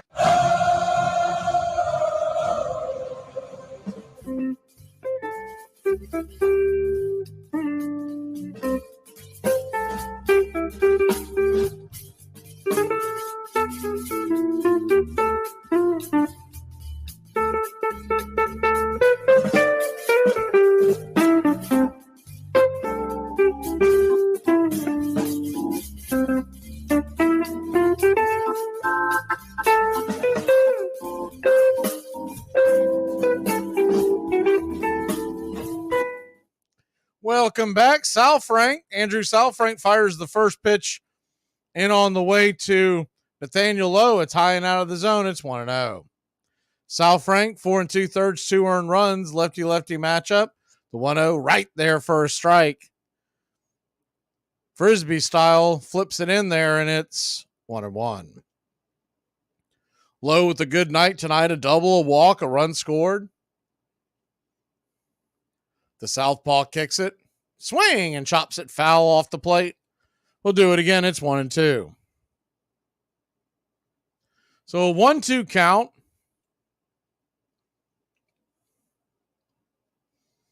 Runner on first. 2 outs. The pitch on the way. Swung on. Comebacker towards Salfrank. Ricochets off his glove. Marte's got it. Fires it over to first. And it's a 4-3 putout to end the inning. So the Rangers put one on but failed to put one in. We'll be back in a flash. Leclerc coming on to try to slam the door here in game number 3. Excuse me, do you know how to get to town? Yeah, it's back the way you came. Hey, Braves fans, Braves baseball all season long. Hi, I'm Mac Magee, and I'll be bringing you Braves baseball play-by-play for the Braves fans out there, for all of Braves country. So pull up an armchair and join us for Braves country baseball, first pitch to last pitch, all season long, right here. White people, I want to have a conversation with y'all because y'all have really pissed me off. Where are the new rock bands? Like when I was growing up, we had Green Day. Y'all keep trying to twerk. That's the problem. We need some headbangers. Like what happened to all the garage bands? I ain't met a white dude in like 10 years that said him and his band. That just randomly brings up his band. Do y'all not do that anymore? Why all the skater boys want to be DJs and rappers and producers? What is going on? White people, I say this because I care. Stop rapping. Bring back the rock bands. We didn't even judge y'all because the singer really could never sing. We never judged y'all because the music was that good. Can we please have that back? Armchair. Is there no way we can get rid of him? Not without cause. I have cause. It is because I hate him. Now is Henry Aaron. Here's a pitch to Aaron. All game in the seventh inning, the Cardinals lead 3-0. Here's a pitch to Henry Aaron. There's a drive. Where's that? It's out on the Green Avenue in right center. Tremendous home run. Hit the right tower out there. Holy cow, did he kiss that ball. There's his 42nd home run of the year. His 126th run on it in. Oh, did he hit that ball.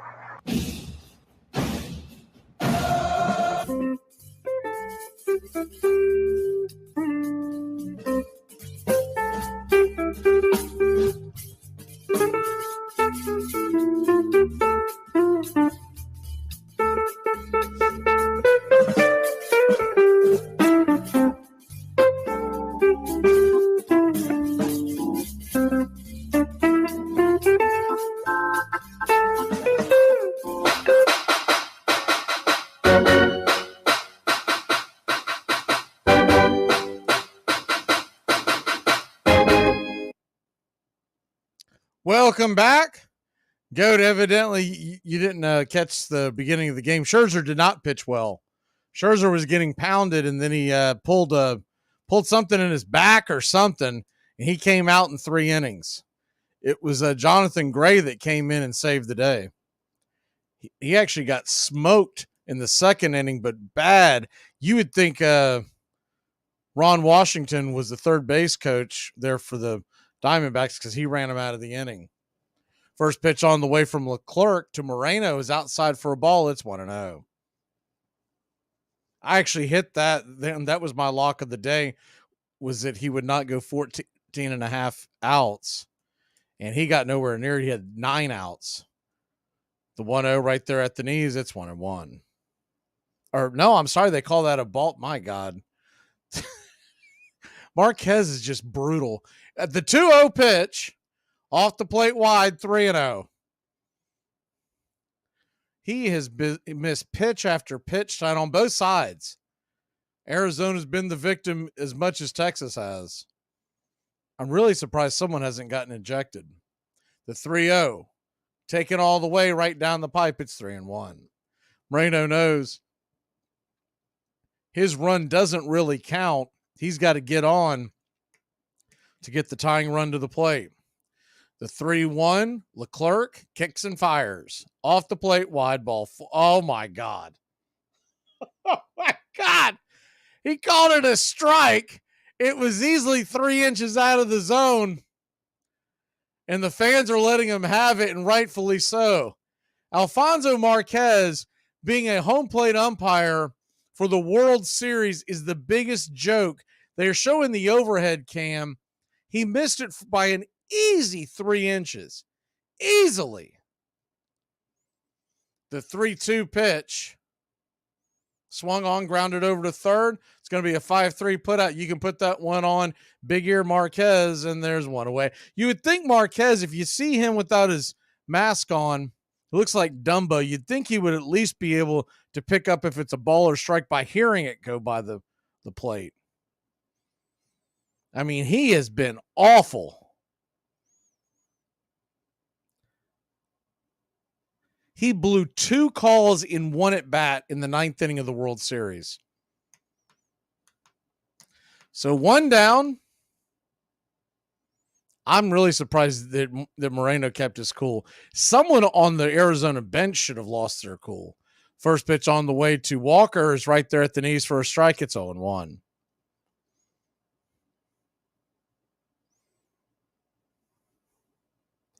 The 0-1. Righty-righty matchup. Leclerc swing and fouls that off the plate. It's 0-2. So an 0-2 count.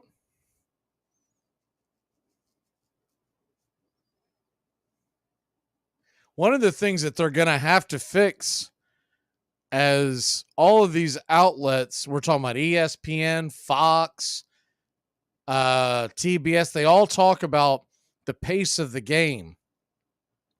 And the pace of the game was sped up greatly this year until they got a hold of the playoffs. The 0-2 pitch, high and out of the zone, 1-2.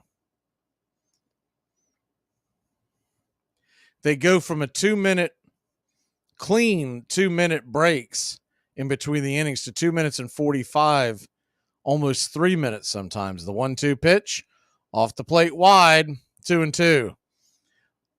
Walker's living dangerously out there, assuming that a pitch is a ball. That's the exact same spot that the 3-1 was called a 3-2. The 2-2 pitch, swing, and fouls it down the line. We'll do it again. So a 2-2 count. Nobody on, one down.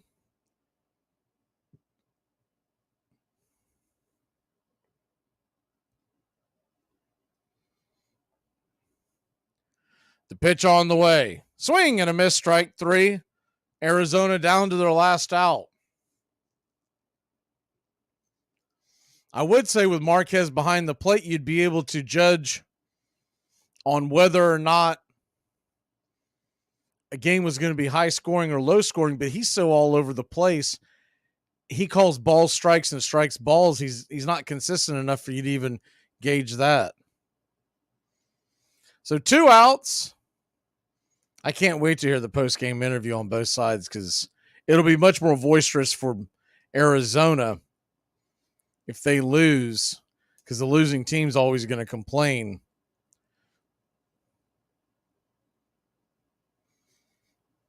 Tommy Pham is coming to the plate. Pham has been one of Arizona's better hitters. He digs in, the first pitch on the way, right there at the knees, 97 miles an hour, good pitch by Leclerc, and it's 0-1. Pham, 6 for his last 7. The 0-1, swung on, pops it up, back behind home plate, it's 0-2. So an 0-2 count, a notch or two.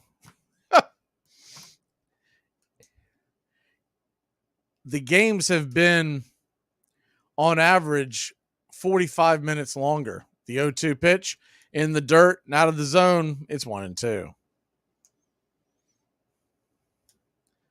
The one that went to extra innings the other night was over 4 hours long. That's a comparative to games that were lasting 2 hours and 20 minutes, 2:30. The 1-2. Leclerc lets her go. Swing and a miss, strike 3. Pham got fanned, and that'll end the game. Texas wins a low-scoring affair. A poor job by Andrew Marquez behind home plate cost balls and strikes for both sides. Texas finds a way to get it done. 3 runs scored by Texas way back in the 3rd inning, and that stands. Rangers win. Texas wins 3-1. Everybody have a great night. We will see you tomorrow night for game number 4. It'll be a big game for Arizona. If they want to win this series, I don't think they can go down 3-1. We'll be back tomorrow night, 8:03 first pitch. Have a great night, y'all.